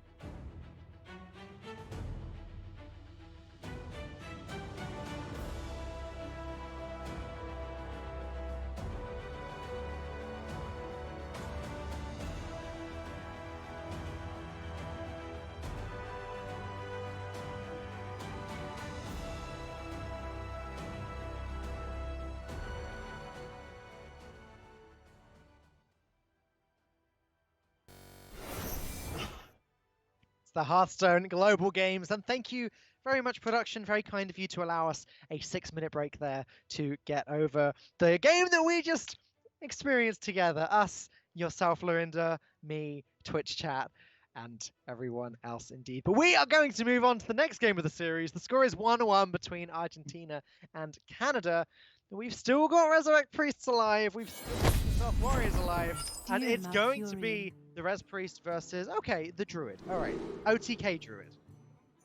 Interesting then, like queue order in this does not usually matter. However, I think after winning the long one as Canada, I'd have been tempted to go for another long one, queue up the Warrior. I suspect, and just try and grind Argentina into the ground mentally as well as anything, because winning that's got to be such a big boost. That was an insane game of Hearthstone, but normality seems to have returned a little bit here for now. Well, you say that now, but let's wait and find out. Here we go. So yeah, I referred to this Druid as OTK Druid a moment ago. I mean, that's a slight exaggeration. It's Quest Druid, right? It's normal Quest Druid with normal Quest Druid win conditions and things. But there's a couple other win conditions going on here, and they are mostly there because of Bees and Floop's Glorious Gloop. One of which is Baleful Banker. You can loop Elise and Baleful Banker infinitely to never ever die of fatigue. Something that I'm sure if you're in the same boat as me, neither of us really want to see after that last game. The second I mean, it would. The second win condition that this deck has is the Bees Swipe Floop's Glorious Gloop combo, where you end up cycling all of these cards. Basically, you need to reduce your hand so that it's just Bees, Swipe, Innovate, Floop's Glorious Gloop, Forbiddenous Floop, and Elise. You play the Elise, which means your hand has 2 copies of the Bees, the Swipe, the Innovate, the Gloop, and the Forbiddenous Floop. You play double Floop's Glorious Gloop, so every time a minion dies, you get 2 mana crystals back. Then you play Bees, which gives you 8 mana crystals, because the 4 Bees dies, you target your own Elise with that. And then you play the Elise, and you double everything again. And you end up with a hand where you've got 4 Innovates, 2 copies of Swipe, 2 copies of Floop, and 2 copies of Bees.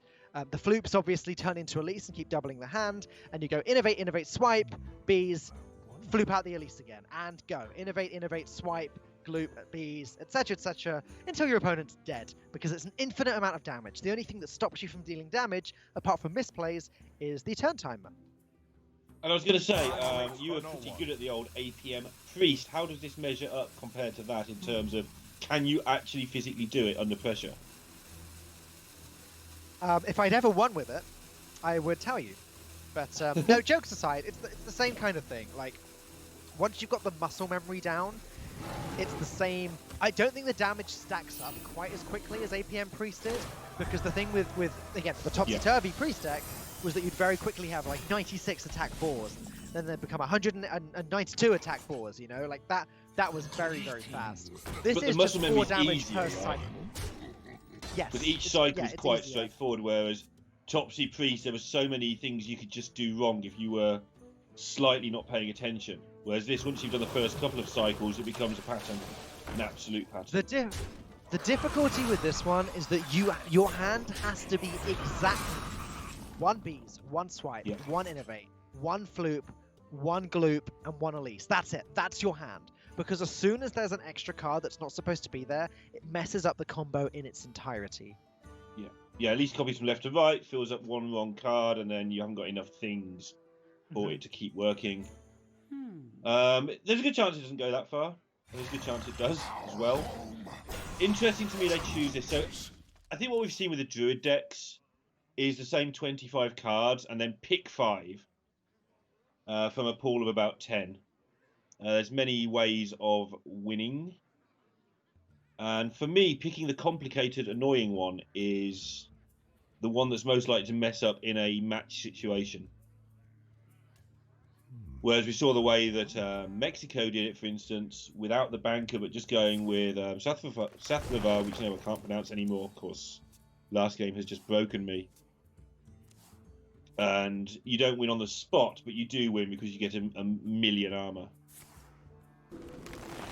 That being said, Hakar gets to a million armor quite quickly when he gets going.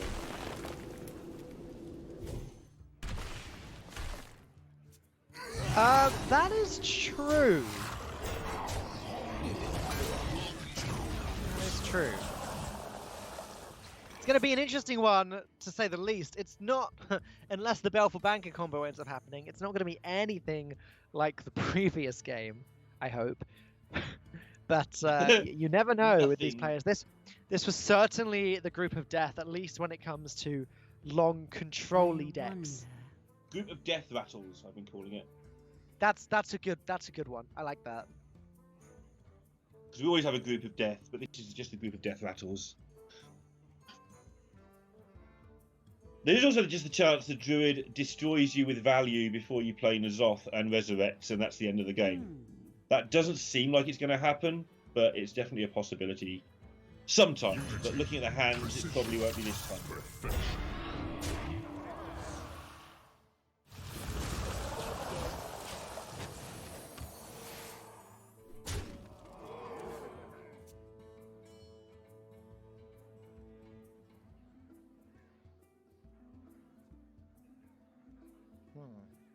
Okay. Already time to make a decision.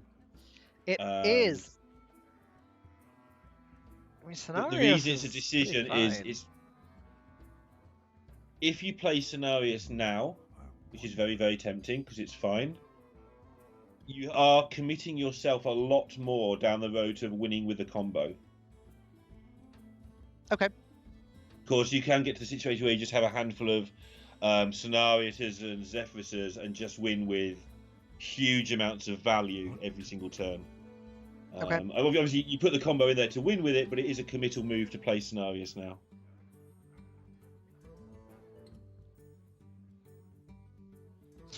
Time waits for no one. And this is an equally committal move, saying you're not going to win with the combo. Yep, absolutely. There is only one bees in the deck. It looked like it was considered. It looked like it was certainly considered. Oh, it is. It's been played. There you go. Oh, well, you know, I completely wasted my breath with that one, didn't I? Oh, you got it in time, though. Jewels of the sun, behold, jewels of the sun. Whispering Wasps. Ooh. Doesn't quite work because they're actually bees, but you know. And Kun sets up a huge amount of value. It is going into turn 9, which is Plague of Death turn. But if I've got my different shades of slightly different gold worked out, that is actually Maz Resurrection in hand, so that's good.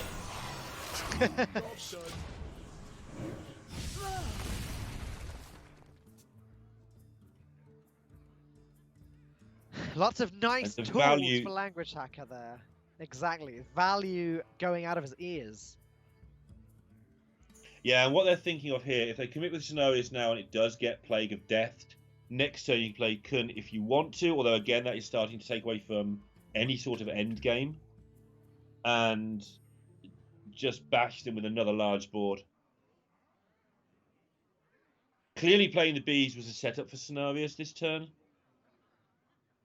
Who dares defy this ancient land? This is pretty silly.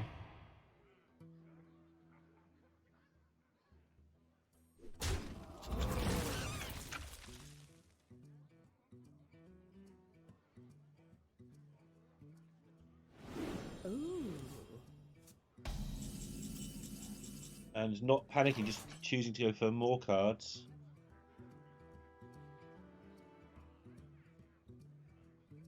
The addition of Xerx to the priest decks in the last recent times has made this deck completely silly. What is Elun's Yeah, will? I mean, Xerx into Resurrect stuff that died is insane. I mean, I haven't played Wild at all in the last, well, recently. I can't imagine what big priests are like nowadays in Wild. Some of the best cards probably don't even make the cut. Yeah, Wild is definitely Wild these days. Hmm. It's not a format I've looked at or felt the need to look at recently, mainly because, you know, any other formats in Hearthstone at the moment that aren't standard are Battlegrounds. That's true. Here it comes.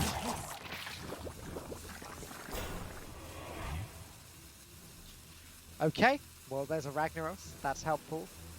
Hakar is Infiltrator. very nice in this matchup. Obviously, it shuts down the Elise after a Bloodstone draw.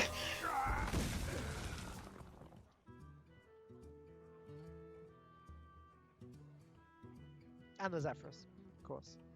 But By the way, yeah, so language hacker. Go on. Hacker complains about the Ragnaros, then instantly rips Swipe off the top. Yeah, I just wanted to point out that one of the reasons that actually Language Hacker may have just gone ahead and played the bees is because the OTK combo, you need Elise for it to work. And once the Hakar has been played and a blood has been drawn, it doesn't work anymore. So committing yourself to that plan isn't smart against when you're playing against a deck that has Hakar in it. Okay. It was a very nice description. Thank you.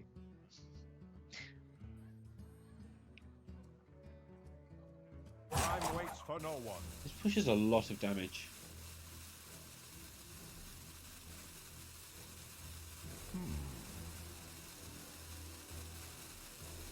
Who dares this ancient land?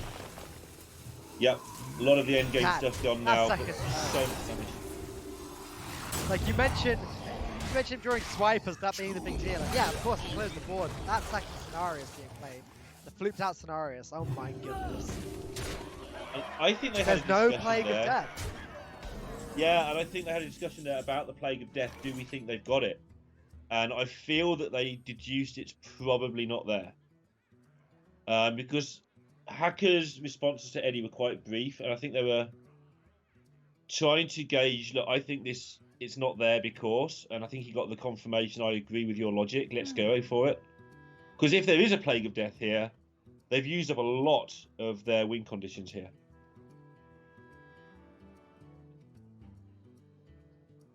The end begins. Our tombs.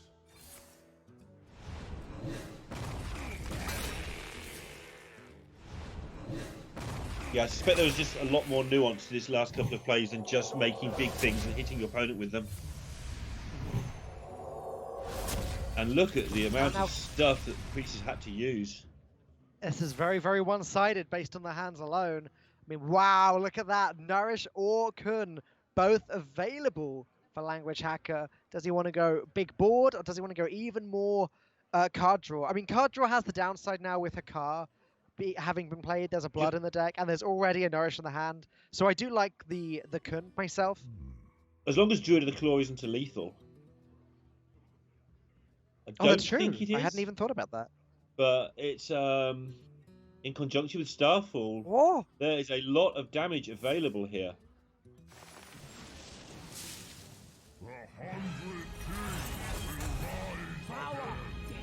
They're going the Loti route, fine.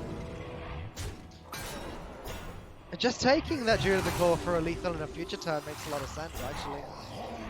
Or even just for jamming it into the face now. You know they can't deal with it. They would have dealt with it if they could. They have one True. card and you know it's not Plague of Death.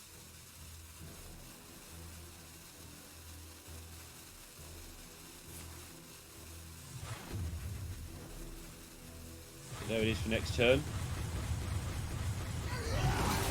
And they're putting something back into their deck there with a banker just in case of accidental playing off the top. But no N'Zoth, no Plague, and it's over. N'Zoth, it might be over, I don't think so. Silence is a start. It's not great, though. I mean, yeah, you Massive just have to play could this. help. One. Hacker's already counting, is this lethal? Can you do 19 to the face after getting through all that stuff on board?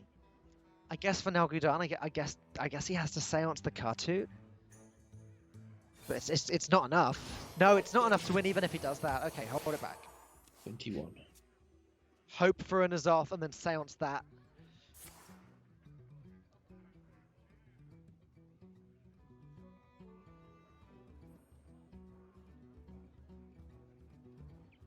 Yeah, Tauron's going to make this massive. My brain's not functioning after that last game, but this must be incredibly close to lethal.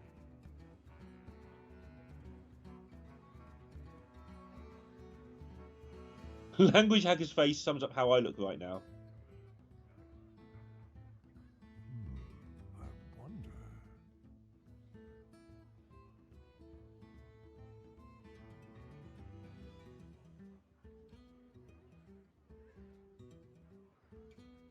Oh, I've just worked it out as exact. That can't be on. There's 5 off, Earth Mother was busy. I think. I'm not committing to that answer. Time waits for no one. Well, we're about to find out either way. 2 more attacks with the 2 more weakness minions. Yeah, that's not looking like lethal to me. Mass Resurrection again! If Nalgodon can find 3 cartoons, he's still in this game.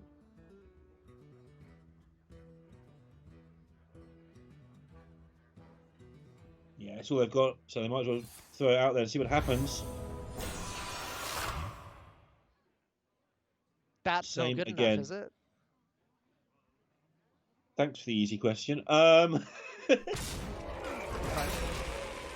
don't think it is, given they got through last turn for No. 13. There's loads of damage. Zephyrus isn't playable. Oh, there of was Zephyrus course, as well, but yeah. Zephyrus is not active, but there is the Druid of the Claw.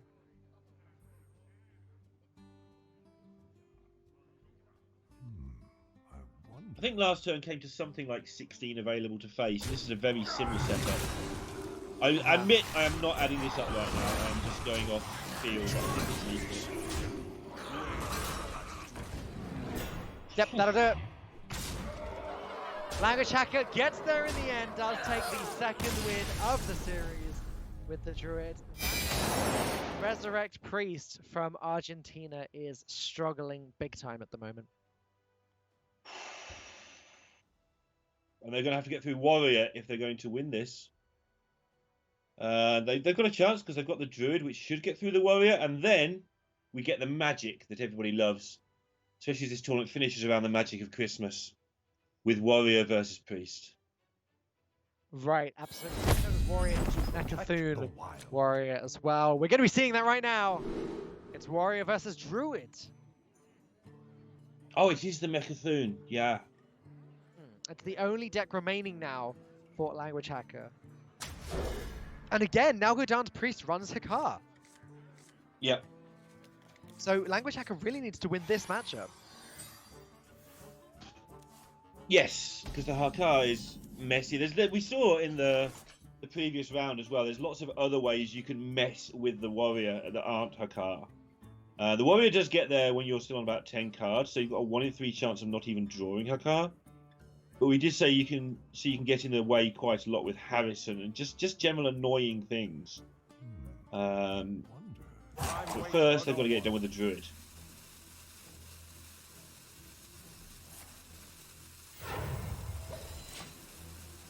Going Crystal Merchant. This is a very nice play. It's like the new meta with Druids, isn't it? Because back when the Quest Druid first came out, no one would do that. If anything, you play the quest and then coin out just to get the proc on the quest. But nowadays, coin Crystal Merchant is very common. This is slightly dangerous, but only very slightly. In that your opponent might have Acolyte of Pain, and even though you're drawing cards, their job is to draw cards. That's what their deck wants. But we've got Loti into Innovate here to get rid of this. Oh no, we've got Wrath anyway.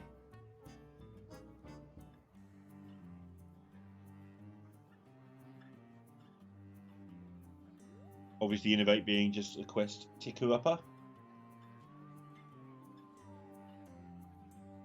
What to do? Power takes many. Job done. If Hacker's emotions have been anything to go by, when we see him in GM, he's going to be quite entertaining. Yeah, come back, Hacker. You're still playing. You're still playing right now. There we go.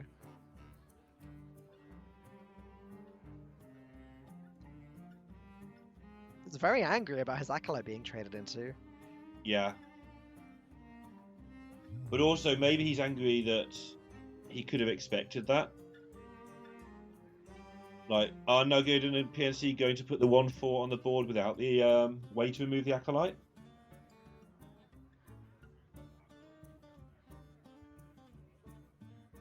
I mean, the answer is possibly, because they want their own cards, but also possibly not. No tune can hold me.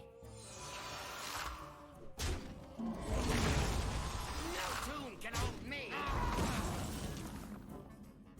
Not only that, but it was actually their only method of card draw.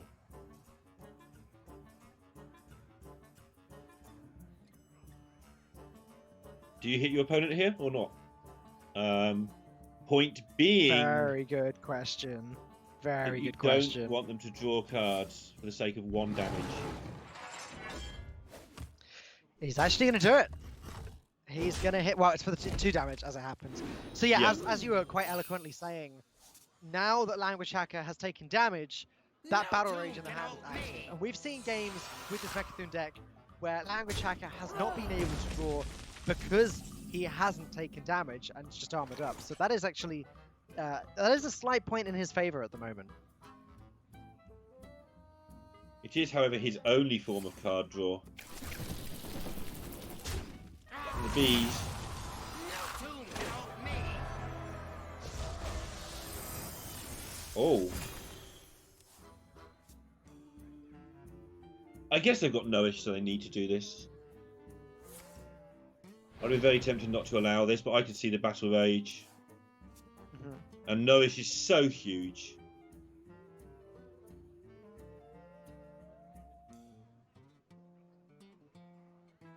You can see how much it's helped out Language Hacker.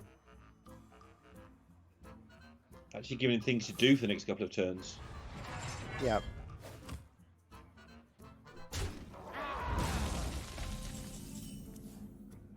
Alright, it's Druid time. Here we go. No-ish into all kinds of stupidity in the next 2 or 3 turns.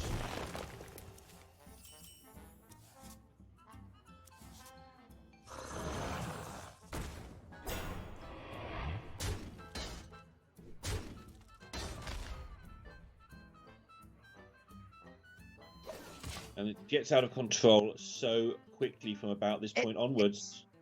It really does. I mean, this is where the power spike starts to come through. We saw the insane Cenarius into Floop last game. Cenarius hasn't been drawn yet, but still, the Surges, the Kun, Floop is there ready to go.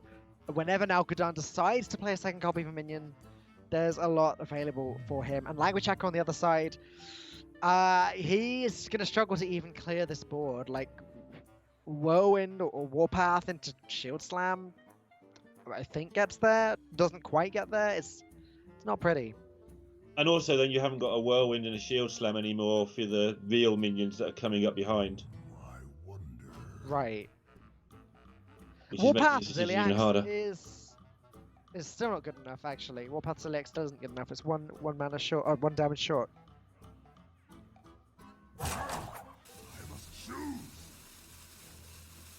I think that's the I mean, Soto was referring to this deck yesterday as the deck. This is the warrior deck. But this is where it seems to struggle. It's so cycle heavy and cycle dependent. It just doesn't have a way of dealing with these middling boards. Yeah, I think he just means it's the deck that's going to ruin the casters.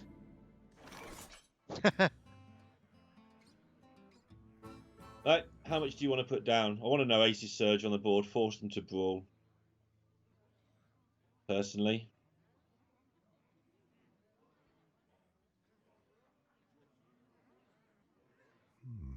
I wonder. By the way, Zephyrus is yellow. That's insane. They've drawn all of their That's actually duplicates crazy. already.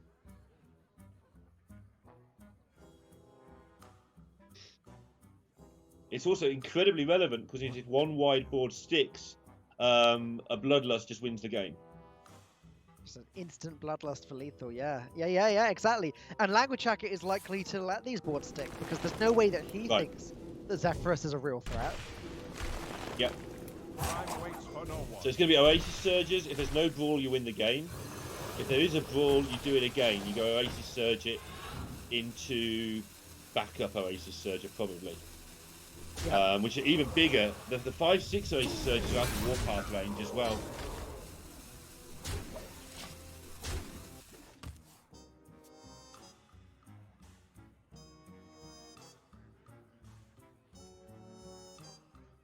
So he's unlikely to let this one stick just because 15 is a lot, but he might. Thinking that it's not too scary. So there goes the brawl, and now you do it again. Gonna go ahead They and don't pull it. have a second And brawl. that's the problem, is that now Gudan can go very wide again. If he's feeling completely safe to, he could go Kun, Surger, as in second Surger with the Flube. And that's I just think 5 you go 2 minions being Surges put on- here. Because it's the turn before Just- Warpath is active. Okay. So you're only playing around So- the 1 brawl as opposed to the brawl and the 2 Warpaths.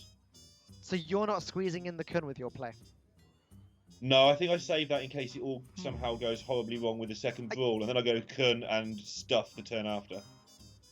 I guess the Kun just isn't necessary, actually. It's still lethal with the Bloodlust, even without it. Right.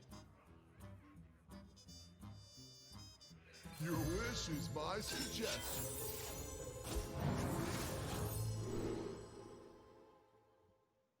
Alright, Tyrion's a good card.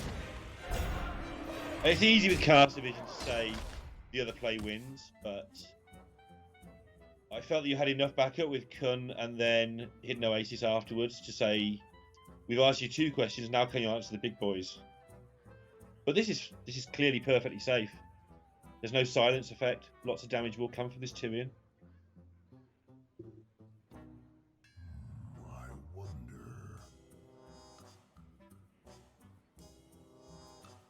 I mean, it's just another way to win the game, isn't it? Tyrion into potentially second Tyrion if Nalgadan wanted to go that way. It's a lot of pressure, and it's continued pressure that Language Hacker is going to struggle to live through. What now?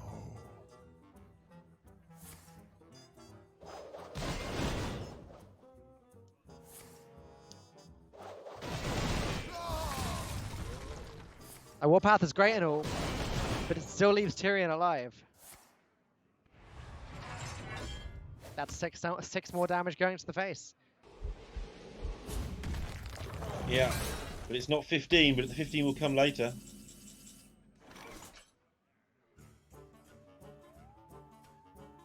And now with all the 5s, Kun's a lot better, obviously, because it's hit the 10 mana mark.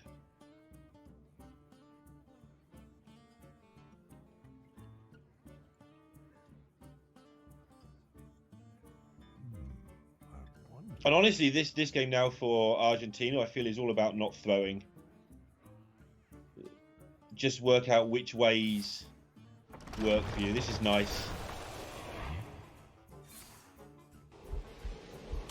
They couldn't kill it last turn. I just use that phrase a lot this tournament, but they couldn't kill it last turn, so they can't kill it next turn. So heal it up. Makes sense. Makes a lot of sense. That Zephyr still isn't active. And there you go, Language Hacker just going to drop the concede, and, you know, quite right. Clearly had control of that game. Argentina takes their second win of the series. The score is 2-2. It's going to be that dreaded Priest versus the Mecha'thun Warrior. And as I mentioned a moment ago, Lorinda, there is a Hakar in the Mecha'thun Priest. And the moment that gets played, things become practically impossible for the Mecha'thun Warrior to reach their win condition. And it's a little bit different to the N'Zoth Warrior Hakar. The Priest has 2 Hakars in its deck.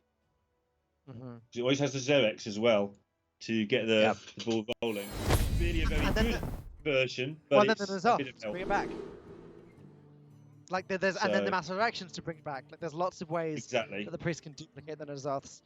And like you guys mentioned it in the game that you cast before, like you can fill up your hand to burn the bloods, but it's not a realistic strategy because then the Priest can just hold on to a Hakar, wait until the warrior actually has to start emptying their hands, and then kill their own Hakar. And then what do you do? Yeah. So there's the Hakar sorted. Not in the most ideal form, but there it is. Oh, the Xerx, right. Yeah. I was looking at the hand like, no, Lorinda, that's N'Zoth. Oh, okay, you mean Xerx, that's fine, okay. Yeah. Yeah, Xerx is Hakar. That's all that the relevance was there. It's Hakar most of the time. It's not always Hakar. That's also a good point. Because N'Zoth is in hand. I'm just going to count minions here. So Hakar is 1, Elysiana, Rag, Katrina, 2 Kartoots, Thorisan, Ziliax, 2 Convincing Infiltrators, a Psychopomp, a Bone Wraith. That's And a 11 Parchment minions. Protector. Exactly. That's 11 minions, and there's only 7 spaces on the board for Zach's Cloning Yeah. Gallery. Okay, 10 minions So now. A it's Kartoot's been drawn. It's not always okay. Oh, that's Ah, Hakar. That is Hakar. is that bad or In case you good? didn't know what I like. I feel like that's good. bad draw. Ah, interesting. Let the Or because it's hard to get rid of them with the Zerek. Yeah, I feel like it's a bad draw because at least with Zarek's first, like you get a shot at Hakar, and then it has to be dealt with, and then you get another Yeah. Hakar, and then it has to be dealt Okay. with, and then with N'Zoth you get a third Hakar. Whereas drawing it now means it can't come from the Zarek's. Sure. Okay. Right, now we get into the weird part of this game. Which is doing all the things that don't matter until we get to the Hakar versus the Cthulhu part of the game.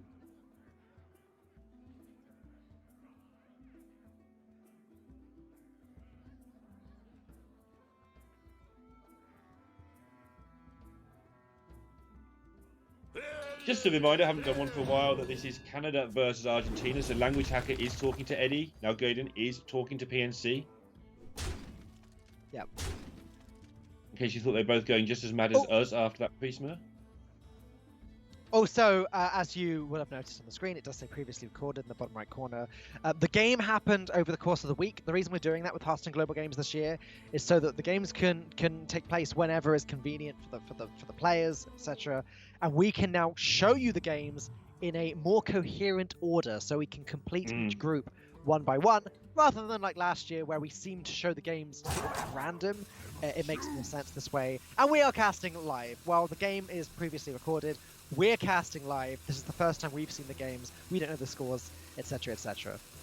What now? Trying to work out if I'm a fan of this warrior deck. I don't think I am, but in a different group it may have looked very different. You But have Lorinda, Hakar in it's your the hand. deck. I mean, Sottle is the biggest troll in Hearthstone. You know this, right?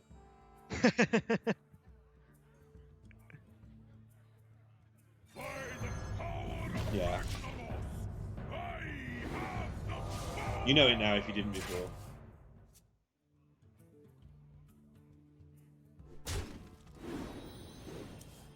Absolutely no danger going face in this one.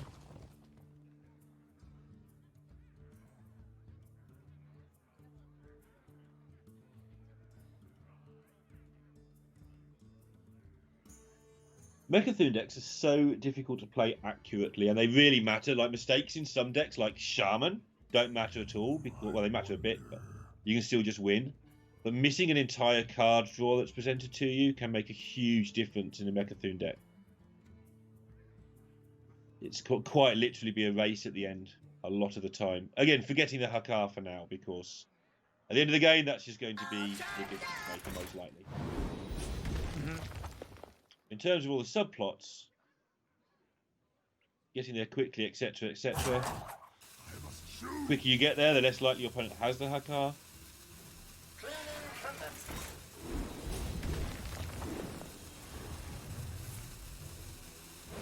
Well, there you go. That is some card draw there, even though the face hasn't been damaged. Of course, and like you said, the quicker Language Hacker gets there, the more likely he is to win. I mean, he's not in the worst spot at the moment. He's even dealing some damage. Not that that's likely to last. Yeah, I mean, might as well. I have seen people win with 1/1 minions before. Zigzo famously did it with Quest Rogue at DreamHack when he didn't activate his quest.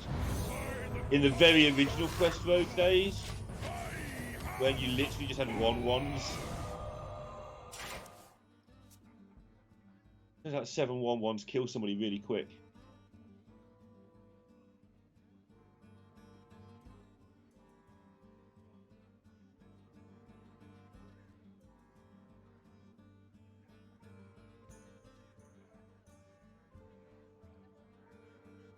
Just constantly watching these cams, because Language Hacker and Eddie's interaction seems to vary a huge amount. They don't seem to agree on some of this.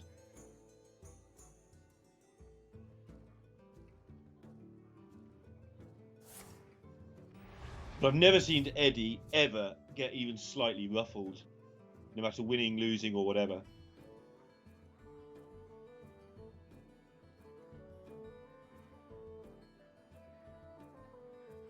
No, like you said, they're a very composed team, aren't they? Yeah. Very much so. No tomb can hold me. Language Hacker very aggressively keeping hold of this board and actually continuing to hit the face.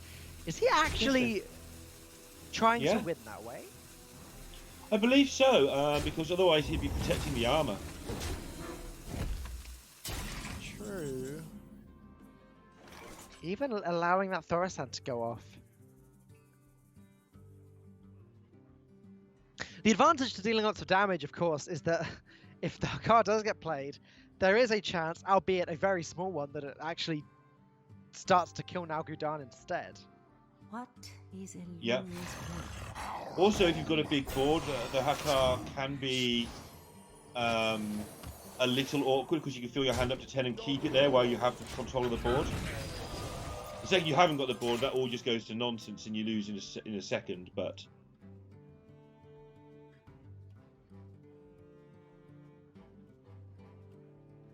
I think Hackett is arguing his own case passionately here. I get the feeling Eddie doesn't agree. I may be reading too much into it, but... Interesting. In that case, one of the players is probably saying, no, there's no point in doing this. There's no way we win by through damage because of these cards. Yeah. And the other one's saying, trust me, it gives us a chance. Yeah. Because I can't imagine them actually arguing, but Language Hacker seems quite animated in making his case, and that's pretty rare.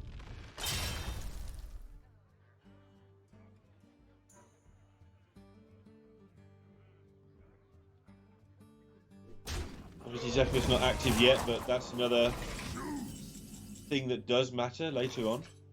Because Zephyr's can get you either the buff spells that we always talk about, like the Bloodlust, or even just a Pyro Blast to finish somebody off and not have to worry about Cartoots.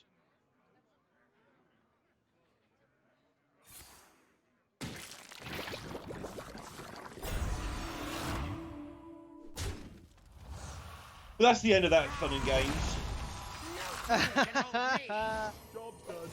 They now know it's in hand, yeah? Yeah, they do indeed. That's a board. I mean, that's the thing with it only summoning 6 minions. It is certain it's in hand. It's been discounted twice by Thorasant, possibly a third time if this one sticks around.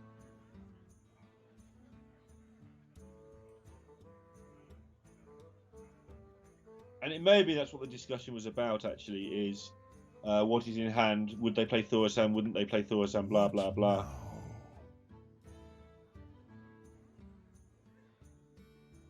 I know this sentence starts with, well, I mean. I'm no lip reader, but that one was clear. Yeah. A lot of sentences nowadays are started with those words, actually. Yeah, exactly. It's the new like.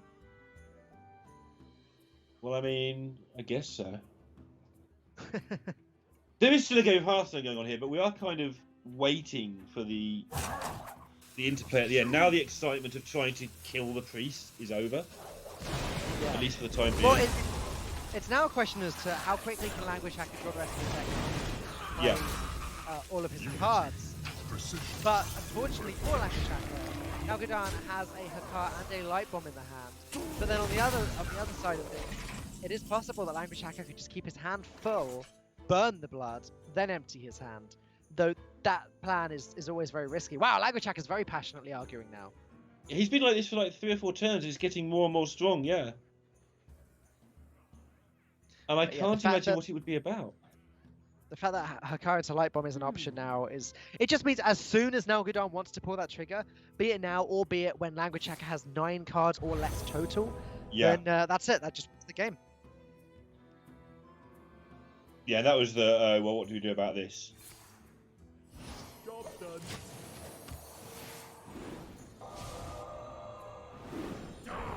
I mean, you do have to dump all your cards at some point, so getting them wiped out really isn't a problem if it gives you a chance to win the game. Fair enough. You know what, Lorinda? These Mechathune decks should run Elysiana to counter her car.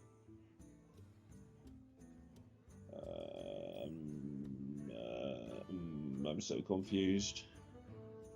Yeah, add 10 other cards into your deck instead. My goodness. Zephrys is yellow, more importantly. That opens up a lot more options. It does indeed. At the very least, it's a board clear. Yeah. But maybe they can find a cunning way to actually get lethal damage through now. Because they get a Mass Dispel at some point if they want it. So if you can, let's say in the world where you have a Cthulhu on the board for some reason, but for some reason your opponent hasn't got removal, you can hit your opponent for more damage.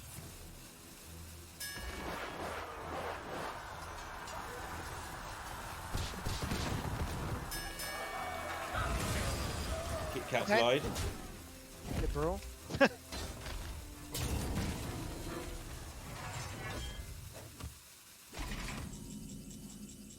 Ziliak's Whip is just one of the worst combos I've ever seen, by the way.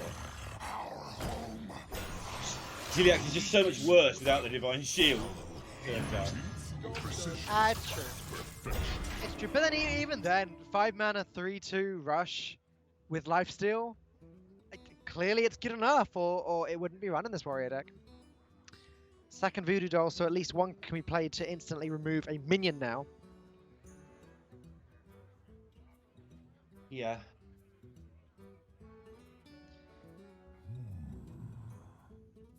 Seven cards So in many- Language Checker's hand, 4 in his deck. So as soon as that deck gets drawn out, and as soon as one card gets played, then now Gudon can play the card and just win the game instantly, essentially. Yeah, I mean, there's very little else to say about the situation. That is what's going to happen. So I'm going to just say that over and over again. I mean, that's all there is. There's definitely what I'm going to keep saying over and over again and try and desperately work out what is the card that stops it from happening. Alright, with that Thorassan proc, Voodoo Doll costs 2. Mechathune costs 8. That means they can now be played together. Just to remind any of you that weren't here at the start, the way that the Mechathune combo works is this whip, the weapon that is equipped, it deals 1 damage to all minions that you play. So you empty your hand so that all you have left is the Mechathune and the Voodoo Doll. You play the Mechathune, you play the Voodoo Doll targets the Mechathune, the whip kills the Voodoo Doll kills the Mechathune. Mechathune is last thing to die, you win the game. But here we go, that's going to be the card. With 5 cards left in Language Hacker's hand and 4 cards left in Language Hacker's deck, it is now impossible for Language Hacker to fill up his hand so that it is large enough to overdraw the bloods. That is checkmate. Trying to think of a Zephrys card that would prove you to be a liar, but it is only from early set, from basic and the second set, so I don't see any way that could work.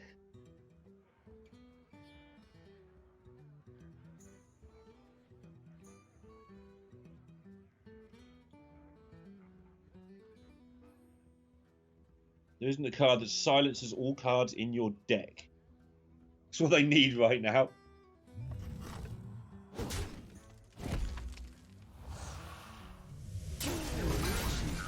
Right, let's see what they find.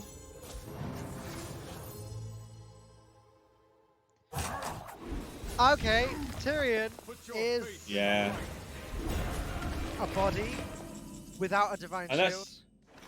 Right, and that's how desperate they are, because it's also going to get rid of their weapon, which is their win condition at the moment, because they haven't got any armor to blow up their own Mechathune this time. I don't believe they've played the second copy of the weapon yet, though, have they? Because they run 2, and yeah, they put it over the top of the first one, I believe, early on. Oh, they did already? Okay, my mistake. That was yes. possibly last game. No, it was possibly last game. Language Hacker is getting more and more animated. But it's looking like this might be the end of the road for Language Hacker Eddie and Team Canada, as this is the decider match for the group. The winning team qualifies to the next round of the Hearthstone Global Games, which they'll be playing out in 2 weeks. The losing team here is eliminated. Yeah, and the winners will go through, as you said, with Mexico, who put on a show for us yesterday with some crazy Hearthstone, but some very well prepared crazy Hearthstone as well. And that'll be 6 of our top 16 decided. It's a crazy turn of events because eliminated from this group we have Brazil, who made it to the finals last year. They were one of the best teams in the Hearthstone Global Games. Yep. Canada, who they performed very well, I believe, in the second year of HGG, if I'm not mistaken. But also in the first year had 5 straight wins in the initial matches. So we've had some solid performances from both of those teams. But neither of them were able to make it as Argentina take the second spot in the group. They will be joining Mexico in the next stage of the tournament. And I'd say a very well-deserved qualification from both of those teams, Lorinda. I mean, getting out of that group, we've seen how long and messy all of the matches were, basically. Yes, whoever got out of there deserves to. Argentina and Mexico have earned their crust, earned their stay in the top 16.